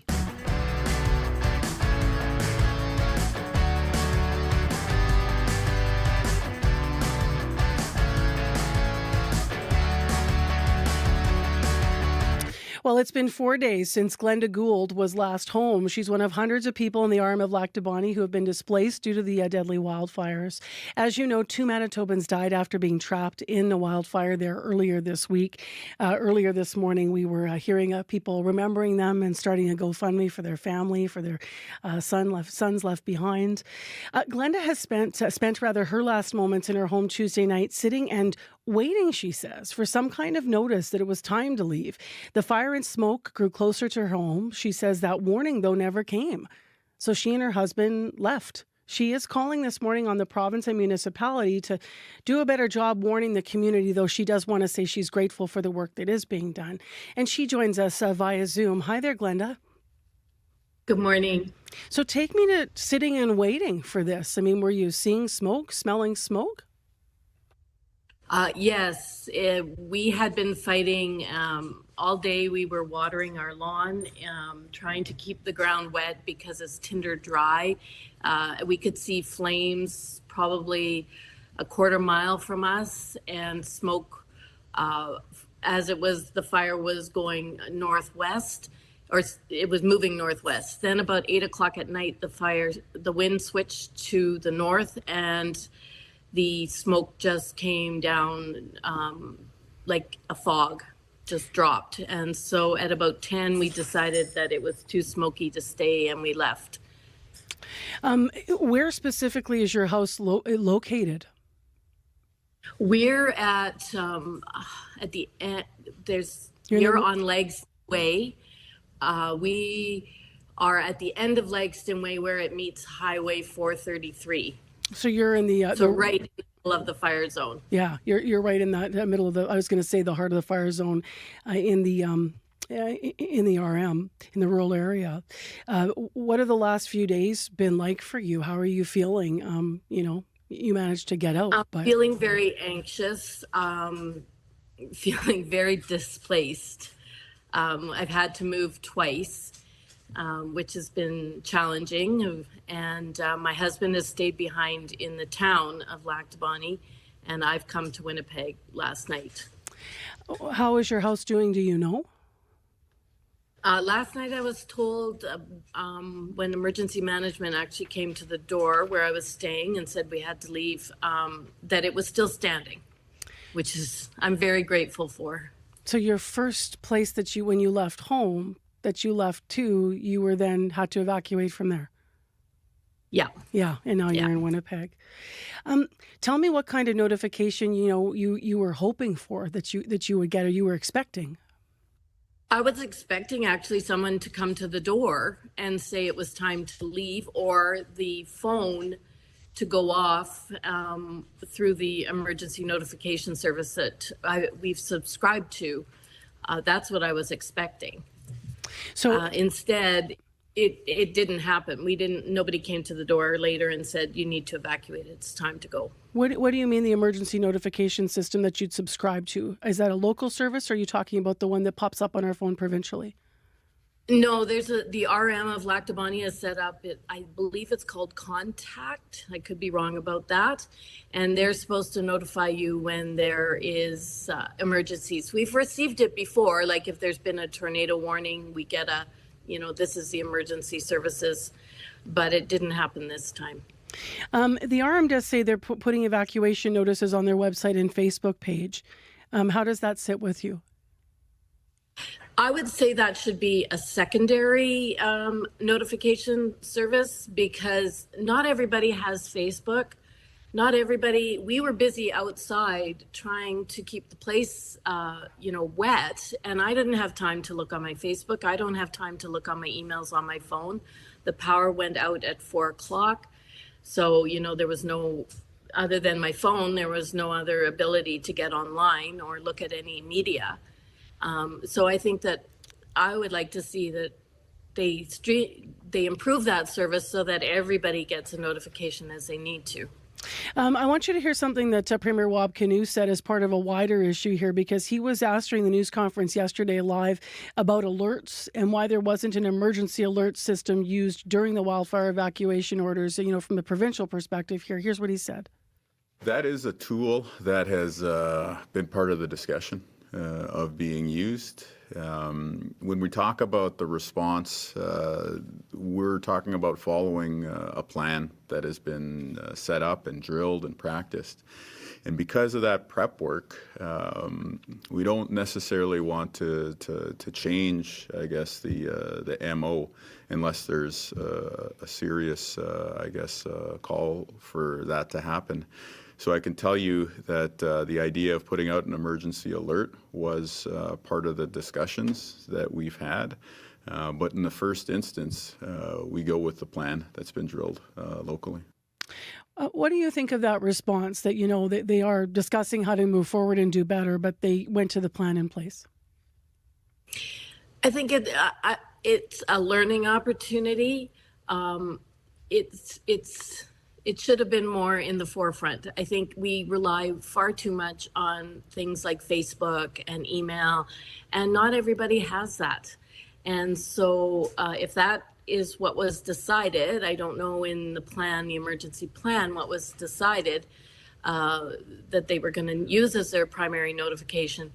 I think they better consider, in my opinion, that it would be better to use the phone alert than any other form as your initial notification service. I wasn't the only one who said that they didn't get a notification to evacuate. Do you let your mind go to what could have happened should you and your husband not made your own decision to leave at 10 o'clock after, you said your power went out at 4, the smoke, you're watering the lawn. Do you let your mind go there? I can't. I can't right now. It's too upsetting. I think that maybe later when I can really sit down and process all that has happened, I might have that. But like I had said, I'm so grateful for everything that everybody has done. We've got fabulous neighbors, and even though they were supposed to evacuate, a couple of them stayed and they kept an eye on our place. And we were just really, really lucky, I think. Really lucky that our place is still standing when so many have lost their homes, their livelihoods, and that couple have lost their life. Do you know when you can go back home, Glenda? No. Last night an alert came on. Again, the phone rang, but I couldn't hear it. It didn't work. But they said Zone 1, which, again, not posted what Zone 1 was. That would be better to be clarified, that they had a map, that you knew what zone you were in. And but some nice person put it up there, and so we could see what zone it was, and it wasn't ours. We're not allowed back. Just last, what's the first thing you're going to do when you go back home? If all goes well here and you're going back home, everything's good there. What's the first thing you're going to do? Just, you know what, you've got to start the cleanup process. Everything smells like severely of smoke. I'm going to take a deep breath and be blessed that our house is still standing, and we'll help whoever needs help, and we'll do whatever we need to pull together as family, friends, and the community. Thank you for being with us live on CBC. Glenda, all the best. Thank you. Glenda Gould is a Manitoba wildfire evacuee from the rural municipality of Lac du Bonnet. So CBC reached out to the Manitoba government for comment. A spokesperson said, quote, evacuation orders are managed at the local level and the process varies depending on the community and the situation, end quote. So should that change is something we additionally have to ask the Premier. But CBC also contacted the Reeve for Lac du Bonnet, Lauren Schinkel. He said he was meeting with provincial officials last night to do a, quote, honest evaluation of how the municipality is managing the evacuation orders with the province. And we have him live actually now on the show. He's been listening in to talk about how things went last night with those conversations. Good morning. Good morning. Thank you for being with us. I know you were listening in to what Glenda said. She said she's grateful, but she thinks there's room to do better here. What are your thoughts on that? Well, I think there's always room for improvement, certainly. And I listened to her comments, and my heart goes out to her if she feels that way. But I must say that this was a very fluid situation once we started on this. The fire apparently got called in initially at around 9:10. Our department responded. And then I had attended a scene where they were fighting already off of Old Point Road. And at that time, I notified the conservation because I had spoken to the fire chief, Earl Simmons, who was out in the Paw on another fire. And at the end of the day, we immediately had 2 water bombers there. As the fire progressed, we certainly realized, as did Wildlife Fire Services, the Provincial, that this was going to be a very terrible situation. We ended up issuing the first evacuation order at 12:16. And it was a fluid situation right after that. We continued to issue orders as we were instructed. And I have to say that we do not determine when those evacuation orders are issued. It's done through the fire services, the province, in consultation with emergency measures. So that's a problem. That's a problem, though. I'm going to interject because the Premier has said, the province has said evacuation orders are managed at the local level. So that is RMs, and you're saying you have to wait for the province to. But this is something to learn from. This, if the province you're waiting for the province to give evac orders, and they're looking to you to manage it. There's a gap there. If I can say that we issue the order, but it's based on that informational chain that we have. That unfortunately, that's the way it needs to happen. They're the specialists when it comes to this fire. The Office of the Fire Commissioner, all our local departments were out there at that time, immediately engaged. Yep. But at the end of the day, certainly, there's going to be, and when I talked yesterday and you quoted me on this, there's going to be an evaluation and a critique after this whole incident is finally dealt with. And if we can do things better, certainly that's going to be put in motion. We've been very progressive here when we talk about the fire situation. We've had the wildfire program in place where we've gone out, our emergency measures people have gone out on the fronts of cottage associations to say, look, it's not when, if it's going to happen, it's when a fire occurs here. And this was the worst case scenario. Yep. And we've been preparing for that for several years. I want to interject just to say something here. I think everyone, including me, appreciates that you're trying to communicate during an active crisis, even one that continues while we're speaking here, Reeve Schinkel. What I want to understand moving forward, just for the people that are listening that are concerned, about getting communication, is the system. So are most things on Facebook, or do you think that there's room to do more of that? She was mentioning that you do have a system that could be local emergency alert. I think she was calling it Contact. Did you connect? Actually, it's the former Code Red program. That is now the program that we utilize is called Connect. And that's where our emergency measures personnel would have been pushing out notifications to as they occurred. Okay, so that notification would have just come later because, as you're saying, they were dealing with the fire. It would have been pushed out at the same. It would have been pushed out at the same time through the emergency measures personnel.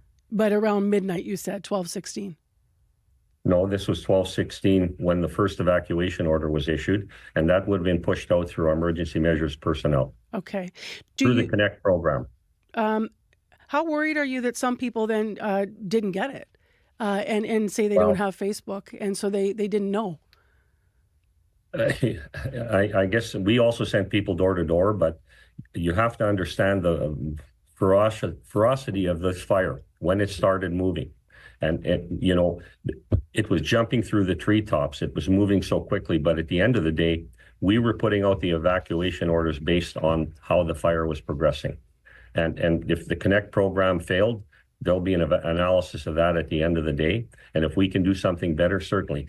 We were talking about a critique yesterday, and that'll involve right from the top level to the bottom. And if we can improve somewhere, we're going to certainly do that. Our hearts go out to the people that feel that, we've failed them in some fashion, particularly the families of the ones that lost their families here. Our thoughts and prayers are with them. And if we can improve in some fashion, we'll certainly do that. I want to ask you for an update this morning because we're getting into the news here. Can you tell us how many people, Reeve Schenkel, were allowed back in the arm of Lac du Bonny last night? It would only be the residents on Wendigo Road up to Byman Crescent, local residents. And I don't have the exact numbers, but it's just in that specific area. We have secondary checkpoints up on Wendigo Road at Byman, where we have hydro really working hard to get the power restored. I know they were in there yesterday and made some progress. The other areas remain closed up at Granite Hills, as well as Urban Road into the Lee River Channel area or Pinawa Channel area. And hopefully today, the rain started here about 6 o'clock this morning. We'll be able to, deal with opening up the other evacuated areas. I was there this morning, and I can tell you where the fire started. There's still hot spots and smoldering points on that fire.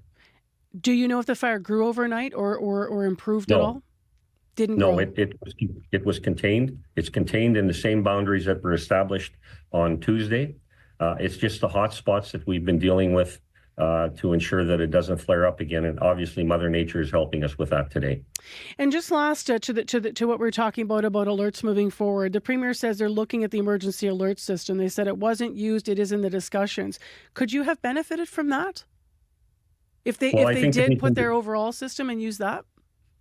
I think that anything that benefits communication, I've done a number of interviews on this, obviously, and I thank the media, too, for what you do, because that gets the information out to the public that's fresh and active. So we all can work better when it comes to emergency situations like this. And I thank all of the media outlets for what they've done on this important issue, because at the end of the day, it'll all be a critique. I talked today to our deputy CAO, and we're going to be taking the good and the bad comments, even from social media. That'll be part of that fulsome, review once this critical incident is done. We'll leave our discussion there. Thank you very much for the update and for responding to some of the concerns your citizens have raised. Appreciate it. Thank you. My pleasure. And take care. That is the Reeve of the Arm of Lac du Bonny live with us. I know we've pushed the news, but he was sharing news about what was happening in the fire zones through the night. Here now is Heather Wells. This is CBC News. Good morning. I'm Heather Wells in Winnipeg at 8:30. 9 degrees, bit of light rain out there. That wind is already picking up, and it's going to get very windy today. Gusts to 80 and 10 to 15 millimeters of rain expected as our temperature falls to 6 this afternoon. A councillor in the RM of Piney says the sky opened up last night and the downpour made all the difference in the firefight. People living in Woodridge, Badger and St. Lab had to be evacuated as the fire there has spread. Councillor Ken Prosu says the weather had been making fighting these fires difficult. It was changing constantly, and yesterday it was unbelievable how it was swirling, so it was making things very difficult for our firefighters, and we had machinery trying to create guard lines, and as they were going, it's jumping. But Prosu says as the fire was getting extremely close, the temperature dropped, the rain began, and he says it has made all the difference. He says they will get an update from the province later this morning. Meanwhile, it was a steady stream of cottagers, residents, and business owners out of the White Shell yesterday. Glenn Rogers' family has a cottage at Jessica Lake. He's been concerned about the smoke in the area for days and supports the mass evacuation order. The 2 forest fires are out of control right now, too, and if they change, then they have to try to evacuate people quickly. And there's not many roads out of here either. Rogers packed up family photos and is in Winnipeg waiting for news to hear when he can return. The former owner of a northern Manitoba hunting lodge says recent caribou wastage allegations against First Nations hunters don't line up with his experience of the area. Gary Girk owned and operated Newellton Fly-In Lodge with his wife between 1988 and 2013. The site made headlines recently after the current owner and the Manitoba Wildlife Federation released images of dead caribou fetuses allegedly discarded outside the lodge last month. Girk thinks that those images were released to make First Nations hunters look bad. You know, I was up there almost 30 years, and I never, ever had any problem with the First Nation people breaking into my camp. I used to bring them in and hunt caribou with them, and they're very, very respectful. Chris Heald at the Wildlife Federation says the images were posted in order to get the discussion going. The Organization for Pharmacists says Happy Manitoba is going to let them start prescribing birth control. That option exists already in other provinces, but not here yet. Britt Krall at Pharmacists Manitoba says the association's happy to learn their members will soon be taking on more responsibilities. We have been engaging with the government on this topic along with other types of services that pharmacists can provide for many, many years. We didn't expect to hear such a resounding positive step, and it sounds like in very short time. Health Minister Uzoma Asseguera says pharmacists could start prescribing contraceptives within the coming days or weeks. The Premier says his government is betting on agriculture. The province is providing $60 million in capital funding to help Assiniboine College's Prairie Innovation Centre break ground in Brandon. That centre will more than double Assiniboine College's agricultural school. Wab Canoe says these students will be critical in ensuring there are enough workers in agriculture. We know that there's so many jobs that we're going to have to fill going forward into the coming years to be able to keep growing that backbone of our provincial economy. And Assiniboine College's Prairie Innovation Centre is the way to get it done. The province is also providing $60 million in bridge funding for the project. Well, the Jets live to skate another day.